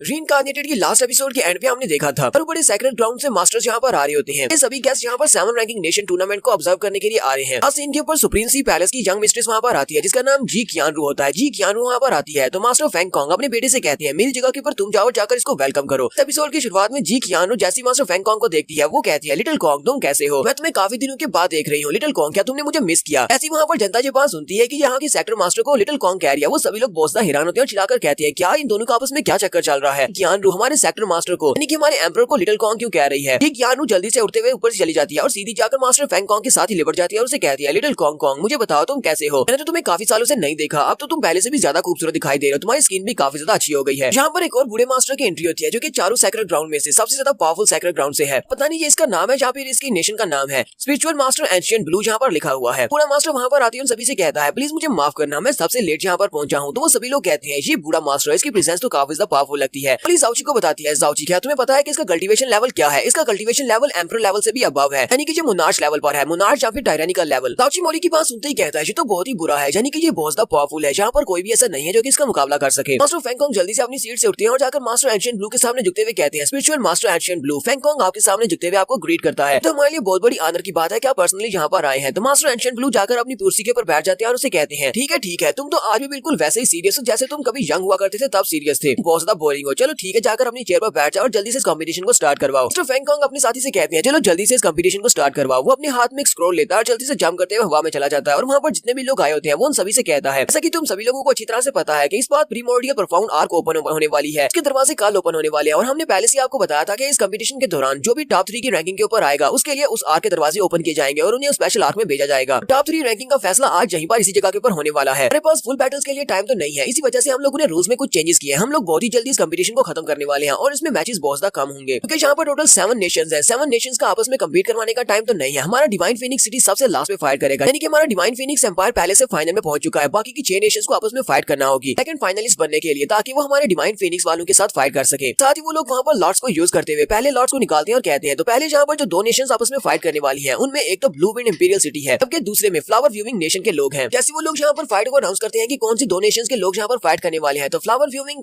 पैलेस के लोग जल्दी से वहाँ पर जंप करते हुए आ जाते हैं। सभी लोग वहाँ पर उन सभी को देखते ही काफी ज्यादा हैरान होते हैं और कहते हैं फ्लावर व्यूइंग पैलेस का प्रिंस खुद ही यहाँ पर आया है र्यू हान जो कि एम्परर प्रोफाउंड राम के सेकंड लेवल पर है। इसके साथ 8 और साथी भी हैं और ये सभी लोग अपने फ्लावर व्यूइंग पैलेस की तरफ से यहाँ पर फाइट करने के लिए आए हैं। र्यू हान के साथ उसके बाकी के जो जितने भी साथी हैं वो सभी लोग स्काई परफॉर्म राम के एक्सपर्ट्स हैं। लेकिन ब्लू विंड नेशन से अभी तक कोई भी कंपटीशन के लिए आगे क्यों नहीं बढ़ा। लगता है कि वो लोग बहुत ज्यादा डरे हुए हैं क्योंकि उनमें से कोई भी पहले भी किसी कंपटीशन को जीत नहीं पाया, इसी वजह से वो लोग यहाँ पर आए ही नहीं होंगे। मुझे तो लगता है कि इस मैच को स्किप कर देना चाहिए। ब्लू विंड नेशन वाले लोग यहाँ पर आने ही नहीं वाले, वो इतने ज्यादा डरे हुए हैं कि वो इस कंपटीशन में हिस्सा नहीं लेंगे। अनाउंसर एल्डर भी कहते हैं लगता है कि ब्लू विंड नेशन के लोगों ने अपनी ही पैंट्स के अंदर सुसु कर दिया है डर के मारे, इसी वजह से वो यहाँ पर आए ही नहीं 7th रैंकिंग नेशन टूर्नामेंट में हिस्सा लेने के लिए। लगता है कि हमें इस मैच को कैंसिल कर देना चाहिए और अगले मैच को अनाउंस करना चाहिए। तो वैसे भी क्योंकि अगर वो यहाँ पर होते भी तो इस बात से क्या फर्क पड़ने वाला था कि अगर वो यहाँ पर होते तब भी वो इस मैच को हार जाते। ब्लू विंड नेशन बाकी की सारी नेशन में सबसे ज्यादा कमजोर नेशन है। वहाँ पर जो तमाशा देखने वाले लड़के खड़े होते हैं वो सभी लोग बातें कर रहे होते हैं। वो लोग कहते हैं ब्लू विंड नेशन बहुत ज्यादा कमजोर नेशन है तो हमें तो लगता है कि इन्हें 7th रैंकिंग टूर्नामेंट में से बाहर निकाल देना चाहिए, इन्हें हिस्सा लेने का मौका ही नहीं देना चाहिए। कि वहीं पर ब्लू विंड नेशन का एक लड़का भी खड़ा होता है, वो अपनी बेइज्जती सुन रहा होता है और कहता है ऐसा कैसे हो सकता है, मेरी ब्लू विंड नेशन इतनी कमजोर कैसे हो सकती है, ये सभी लोग बकवास कर रहे हैं, मेरी ब्लू विंड नेशन के लोग भी टूर्नामेंट में हिस्सा लेने के लिए जरूर आए होंगे। अनाउंसर उनसे कहते हैं तो मैं यहाँ पर सिर्फ 3 तक गिनती गिनूंगा, मेरा काउंटडाउन 0 पर पहुंचेगा तो हम लोग इस मैच को कैंसिल करके अगले ड्रॉस को अनाउंस करेंगे यानी अगले मैच को अनाउंस करेंगे। अगर ब्लू विंड नेशन के लोग यहाँ पर अपीयर नहीं होते तो हम लोग इसको उनकी हार मानेंगे और उन्हें इस मैच से बाहर कर दिया जाएगा। यहीं पर उन सभी को हमारे जाओची की आवाज आती है। जाओची से कहता है जरा रुको, तुम लोगों को किसने कह दिया कि इस बार ब्लू विंड नेशन से कोई भी पार्टिसिपेंट इस मैच में हिस्सा लेने के लिए नहीं आया। हमारा जाओची ऊपर की तरफ जंप करता है और ऊपर से नीचे की तरफ एरिना में एक जबरदस्त हीरो वाली एंट्री मारता है, वो आधे एरिना को भी तोड़ देता है। सभी लोग ये देखकर काफी ज्यादा हैरान होते हैं। जाओची उन सभी को अपना इंट्रोडक्शन देता है। जाओची कहता है मेरा नाम युनची है और मैं ब्लू विंड नेशन से यहाँ पर इस टूर्नामेंट में हिस्सा लेने के लिए आया हूँ। जुएर अपने ब्रदर युन को देखते काफी ज्यादा हैरान होती है और कहती है ये तो ब्रदर युन है, क्या ये ब्लू विंड नेशन की तरफ से इस टूर्नामेंट में हिस्सा ले रहा है। कि हमारे जाओची का दोस्त मिंग हाई भी ये देखकर काफी हैरान होता है, कहता है ये तो वही ब्रदर है डॉक्टर जिसने मेरी बीवी की जान बचाई है। 13 प्रिंस भी वहीं पर होता है। 13 प्रिंस युनची को देखते बहुत ज्यादा गुस्सा आ जाता है और कहता है इसकी हिम्मत कैसे हुई मेरे डिवाइन फीनिक्स सिटी में अपीयर होने की, तो ये जहाँ पर है तो इसका मतलब मास्टर चीहू इसको नहीं मार पाए। फ्लावर वीविंग नेशन से जितने लड़के होते हैं वो सभी लोग आपस में बहस करना स्टार्ट करते हैं, वो इसका मजाक भी उड़ा रहे होते हैं। वो लोग कहते हैं अब इसके लड़के के साथ फाइट करने के लिए कौन जाएगा, ये लड़का तो अर्थ परफॉर्म राउंड का एक एक्सपर्ट है, सभी लोग स्काई परफॉर्म राउंड के एक्सपर्ट्स हैं, हम में से तो कोई भी से फाइट नहीं करना चाहेगा। लड़का उन लोगों से कहता है मैंने तो सालों पहले ही परफॉर्म राउंड के लड़कों के साथ फाइट करना छोड़ दिया था, अब मैं जब तक स्काई परफॉर्म राउंड के लड़के के साथ फाइट ना करूं तक मुझे बिल्कुल भी मजा नहीं आता। हालांकि इस लड़के ने यहाँ पर बहुत ही 10 एंट्री मारी है, लेकिन एंट्री मारने से क्या फर्क पड़ता है, इसकी कल्टीवेशन तो बहुत ज्यादा लो है। सभी लोग वहाँ पर खड़े भी बातें कर रहे होते हैं कि हमारा जाओची आगे की तरफ बढ़ता है, अपनी फायर पावर को रिलीज करते हुए उनसे कहता है अगर तुम लोगों की बकवास बातें खत्म होगी हो तो क्यों ना हम लोग यहाँ पर फाइट को स्टार्ट करें, मेरे पास ज्यादा टाइम नहीं है। हमारा जाओची बड़ी स्पीड के साथ उन सभी के ऊपर एक साथ ही अटैक कर देता है। वो सभी लोग काफी ज्यादा हैरान होते हैं, अचानक जाओची ने उनके ऊपर अटैक कर दिया तो ये एक स्नीक अटैक ही कंसीडर किया जाएगा। सभी लोग कहते हैं ये लड़का कर क्या रहा है, तो हमारा जाओची बड़ी स्पीड के साथ उनके पास से गुजरता है और उनके पास अपनी फायर पावर के साथ अटैक करता है। वहाँ पर एक जबरदस्त धमाका होता है, वहाँ पर जितने लड़के होते हैं वो सभी के सभी उड़ते हुए पीछे की तरफ गिर जाते हैं कि वो सभी स्काई परफॉर्म राउंड के एक्सपर्ट्स हैं, लेकिन हमारे जाओची के सामने तो वो पानी कम चाय है। बाकी ये सभी देखने वाले बहुत ज्यादा हैरान हो जाते हैं, उन सभी के मुंह खुले के खुले रह जाते हैं। वो लोग कहते हैं कि लड़का तो इतना ज्यादा स्ट्रॉन्ग है, इसने सिर्फ एक ही स्ट्राइक के साथ वहाँ पर खड़े नो स्काई परफॉर्म राम के एक्सपर्ट्स को उड़ा दिया। ऊपर से इस लड़के की कल्टीवेशन आर्ट परफॉर्म राम की पीक है। तब वहाँ पर सिर्फ प्रिंस रियू हान ही बचता है जो कि एम्परर परफॉर्म राम के सेकंड लेवल पर है। वो अपने सामने शील्ड क्रिएट करके अपने आप को वहाँ पर प्रोटेक्ट कर रहा होता है। जाओ जी कहता है तुम्हें क्या लगता है कि तुम्हारी शील्ड तुम्हें प्रोटेक्ट कर सकती है? तो जाओ जी जल्दी से जंप करते हुए अपनी बाई तलवार के साथ उसकी शील्ड के ऊपर अटैक करता है। प्रिंस रियू हान भी इस बात से काफी हैरान होता है क्योंकि हमारे जाओची की तलवार उसकी शील्ड को तोड़ रही होती है और थोड़ी देर में जाओची उसकी शील्ड को तोड़ देता है। वहाँ पर रीना में फिर से एक जबरदस्त धमाका होता है। धमाके के बाद दिखाते हैं हमारा जाओची वहाँ पर सही सलामत खड़ा होता है क्योंकि प्रिंस रियू हान अपनी हार को एक्सेप्ट कर लेता है क्योंकि वो पीछे वाली दीवार के साथ जाकर पटकता है। हमारे जाओची ने अपने ब्लू विंड नेशन के लिए पहले टूर्नामेंट के मैच को जीत लिया है। उसने फ्लावर व्यूइंग नेशन को हरा दिया है। अनाउंसर कहते हैं ब्लू विंड नेशन ने अपने पहले टूर्नामेंट मैच को जीत लिया है। तो हम लोग अब यहाँ पर सेकंड मैच को स्टार्ट करते हैं। तो सेकंड मैच में भी ब्लू विंड नेशन का ब्लैक फेन कंट्री के साथ मुकाबला होता है। सभी देखने वाले कहते हैं फिर से इसी लड़की का मुकाबला क्यों है? तो बड़ी आसानी के साथ अपने सामने वाले ओपोनेंट को हरा देगा और बिल्कुल ऐसा ही होता है। ब्लैक फेन कंट्री से भी 3 लोग यहाँ पर इस कंपटीशन में हिस्सा लेने के लिए आए होते हैं। वो तीनों वहाँ पर सामने रीना में खड़े होते हैं और कहते हैं हमें यहाँ पर ज्यादा परेशान होने की जरूरत नहीं है। ये लड़का सिर्फ स्नीक अटैक्स करना जानता है। इसने पहले मैच में स्नीक अटैक किया था, उन लोगों को फाइट बैक करने का मौका भी नहीं दिया। हम लोग यहाँ पर इस लड़के को हमारे पास स्नीक अटैक करने का मौका नहीं देंगे तो हम सभी को नहीं हरा पाएगा। इससे भी हमसे फाइट करने में काफी मुश्किल होगी। साउची इनकी बातें सुनने के बाद कहता है तो तुम्हें लगता है कि मैंने उनके ऊपर स्नीक अटैक किया इसी वजह से मैं उनको हरा पाया हूँ? फिर ठीक है, इस बार हम लोग सामने से फाइट करते हैं। हम लोग 1-on-1 या फिर हेड ऑन फाइट करते हैं। तीनों जल्दी से अपनी पावर्स को रिलीज करते हैं और उसके ऊपर अटैक करने के लिए आगे बढ़ते हैं और कहते हैं चलो ठीक है फिर हम तीनों मिलकर अटैक करेंगे। वो तीनों जैसे हमारे साउची के ऊपर अटैक करने के लिए आगे बढ़ते हैं और अपनी तलवार को घुमाते हुए उसके ऊपर स्ट्राइक लगाते हैं। तो उनकी तलवार की एनर्जी बड़ी पावरफुल होती है। हमारे साउची के ऊपर अटैक करने के लिए आगे बढ़ रही होती है। साउची कहता है लगता है कि तुम सभी लोग तो काफी ज्यादा स्ट्रॉन्ग हो लेकिन तुम शायद एक बात को भूल रहे हो, तुम्हारा जो ग्रैंड डैडी तुमसे भी ज्यादा स्ट्रॉन्ग है। सभी की स्ट्राइक वाली एनर्जी जैसे हमारे साउची की बॉडी के करीब पहुंचती है। साउची फ्रोजन एंड डिवाइन आर्ट्स को यूज करता है। जैसे वो फ्रोजन एंड डिवाइन आर्ट्स को यूज करता है तो वो उस एनर्जी को भी कंडेंस कर देता है, यानी कि उस एनर्जी को भी वहां पर आइस में कवर कर देता है और वो भी जम जाती है।